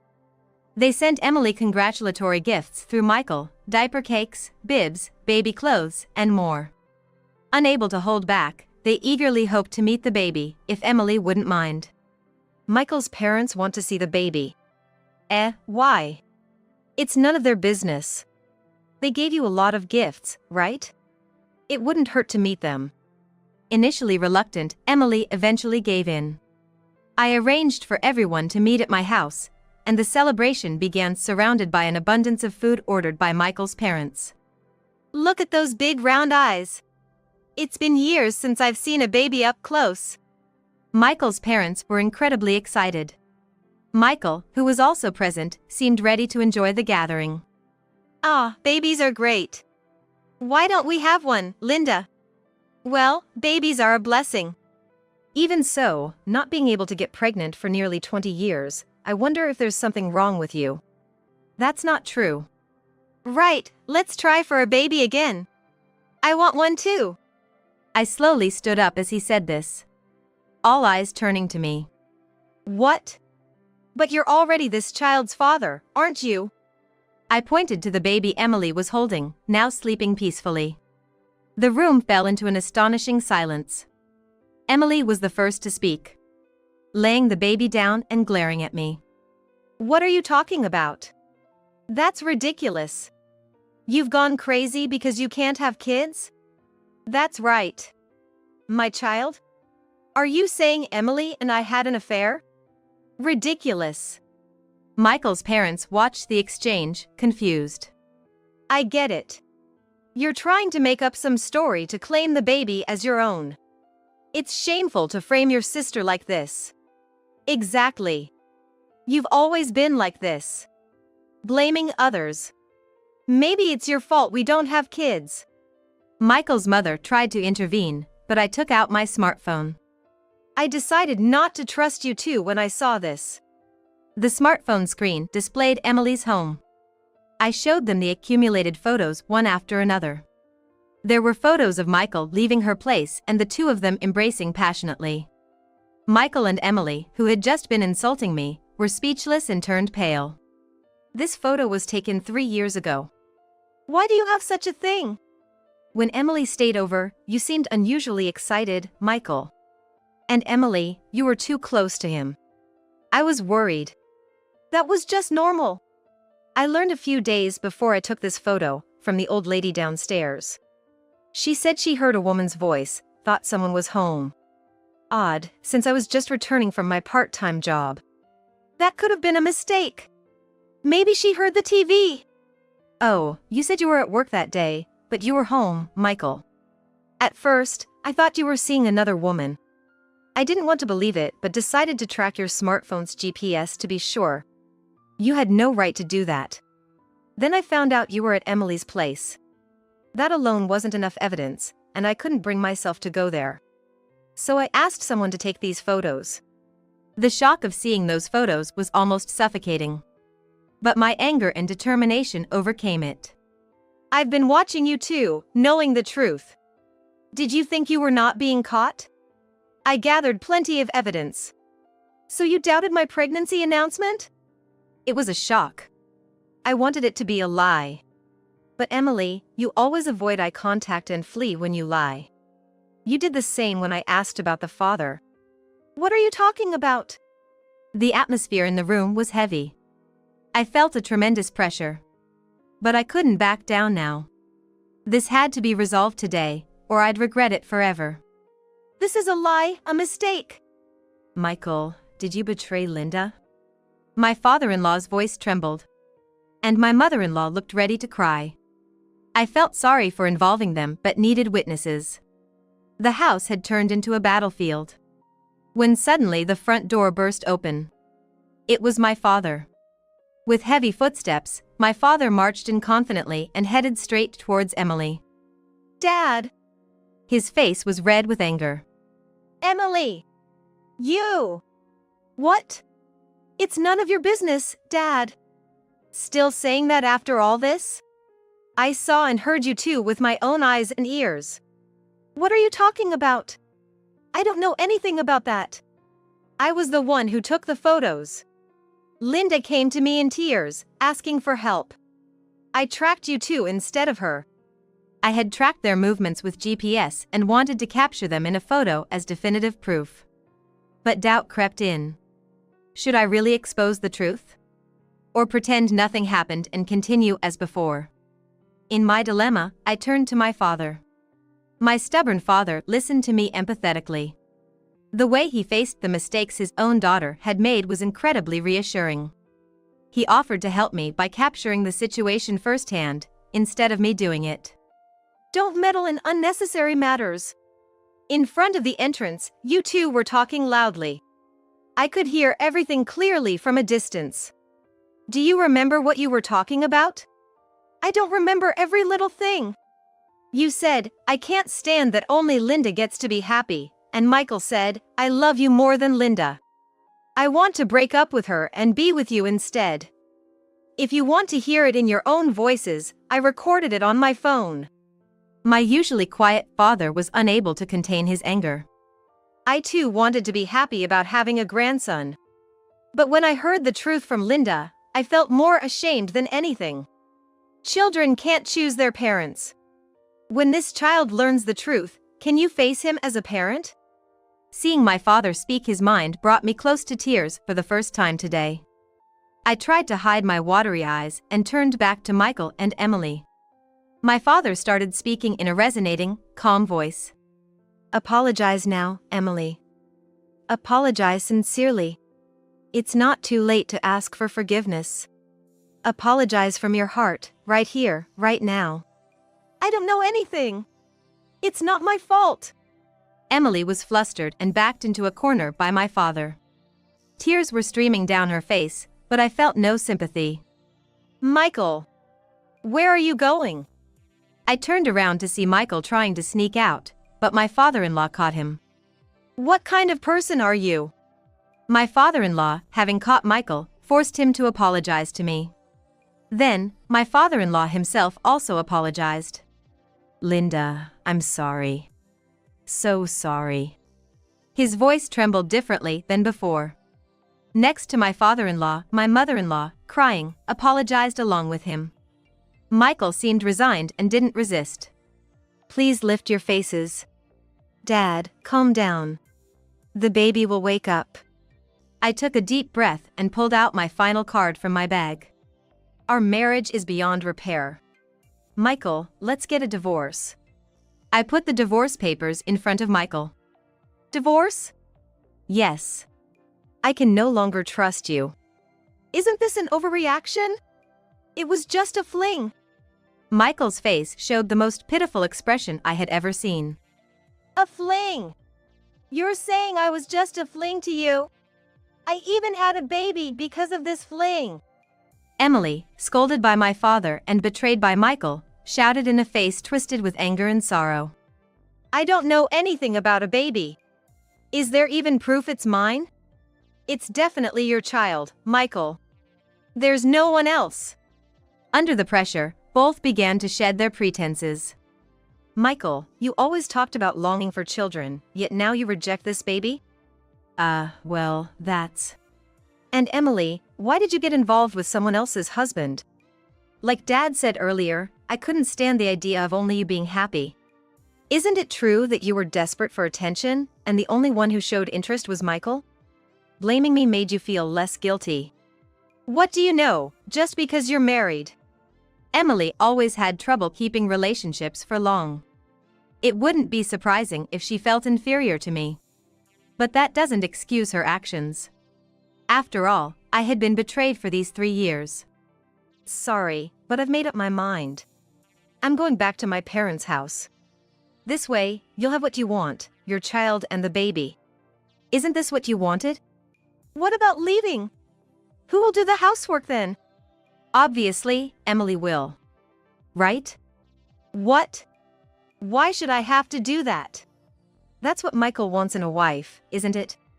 In the end, both of them remained unrepentant until the last. Perhaps their twisted nature made it easier for me to finally break away from them. Ignoring Michael's pleas, I grabbed my packed belongings and left the apartment with my father. Michael and Emily were left in a daze, while my in-laws continued to apologize. The day after returning to my parents' house, my father began packing up all of Emily's belongings left at home. Emily needs to know she doesn't have a place in her home anymore. He took the packed items to Emily's house, seemingly determined to set her straight, but returned sooner than expected. She wasn't there. A wasted trip. You must be tired. Shall I make some tea? I poured hot water from an old electric kettle into a teapot. Didn't you just not want to see her face? A parent always remains a parent, no matter what their child becomes. He looked me in the eyes as he spoke. You're still my proud child. Don't get all sentimental. You're too old for that. Feeling a bit embarrassed, I poured tea into his cup to change the subject. After leaving Emily's house, my father had also stopped by the apartment where I used to live. It was empty, a day after the chaos, with no one around. He happened to meet a neighbor from the floor below. They told him that loud voices continued even after we left our home, and that my in-laws had come by later with apologies. I truly felt indebted to my in-laws. My divorce from Michael went smoothly, thanks to the help of my in-laws. I thought about alimony, but considering Michael's future, it seemed impossible for him to pay. I wanted to avoid causing any trouble for my in-laws. Without any constraints, Michael's life became disordered. Before our divorce, I managed all our finances. After the divorce, Michael, having control over his income, seemed to spend recklessly without self-control. He began to go out drinking every night and seldom returned to his apartment. Showing up to work hungover is not an option in the transport industry, and he was quickly fired. He tried to find another job, but repeated the same mistakes at a different transport company. Lacking the skills for another field, Michael eventually couldn't pay his rent and was evicted. Now, I don't even know where he is or how he's living. As for Emily, Michael's parents, concerned about the baby, offered to live with her. It must have been a tough decision for them, seeing as how she played a role in destroying their son's family. Yet, they reached out to her, concerned about the baby's future. But their kindness didn't resonate with Emily. Feeling uncomfortable after Michael's dismissal, she left the baby with them and left without a destination. The baby is now thriving under the care of my in-laws. I've been in touch with them even after the divorce. They are my source of information about Michael and Emily. Both abandoned their parental responsibilities, exploiting the kindness of others to escape their troubles. I contacted my in-laws partly to atone for the neglect of my ex-husband and his sister. The baby is innocent in all this. Through special adoption, the baby is now legally their child. While I'm no longer connected to the baby, my in-laws always welcome me with warmth. I now interact with them as friends, not just in-laws. Even though Michael is gone, they visit me as often as before. They say once you experience the fun of the city, it's hard to stop, they remark. I appreciate you coming all this way. I'll make sure you're well taken care of during your stay, I reply. I know they're considering my feelings and my dad's. I feel guilty for their long trips, but I'm grateful for their kindness. Someday, I'll have to tell the child the truth, but I believe we can overcome it with my understanding in-laws. My father is still quiet but seems a bit softer than before. He's even started helping with the baby. When my mother-in-law and I do the dishes, he quietly approaches the baby. He tries to hide it, but he's clearly smitten with the baby. Once, I caught him casually changing a diaper. Wow, Dad, you can change diapers? That's surprising. What are you talking about? I've raised kids twice. This is a piece of cake. Despite everything, it was probably my father who was the happiest to hear that Emily had a baby. I never asked him directly, but I could imagine him doing a victory pose in his heart, and I couldn't help but smile to myself as I watched him. I quit my previous part-time job and started working as a caregiver in the facility where my mother is staying. The job is tough, but I enjoy talking with many people, including my mother. Not all the problems I've faced have disappeared. But even so, I am happy now. I plan to find even more joy in life, enough to make up for the times I've missed out on.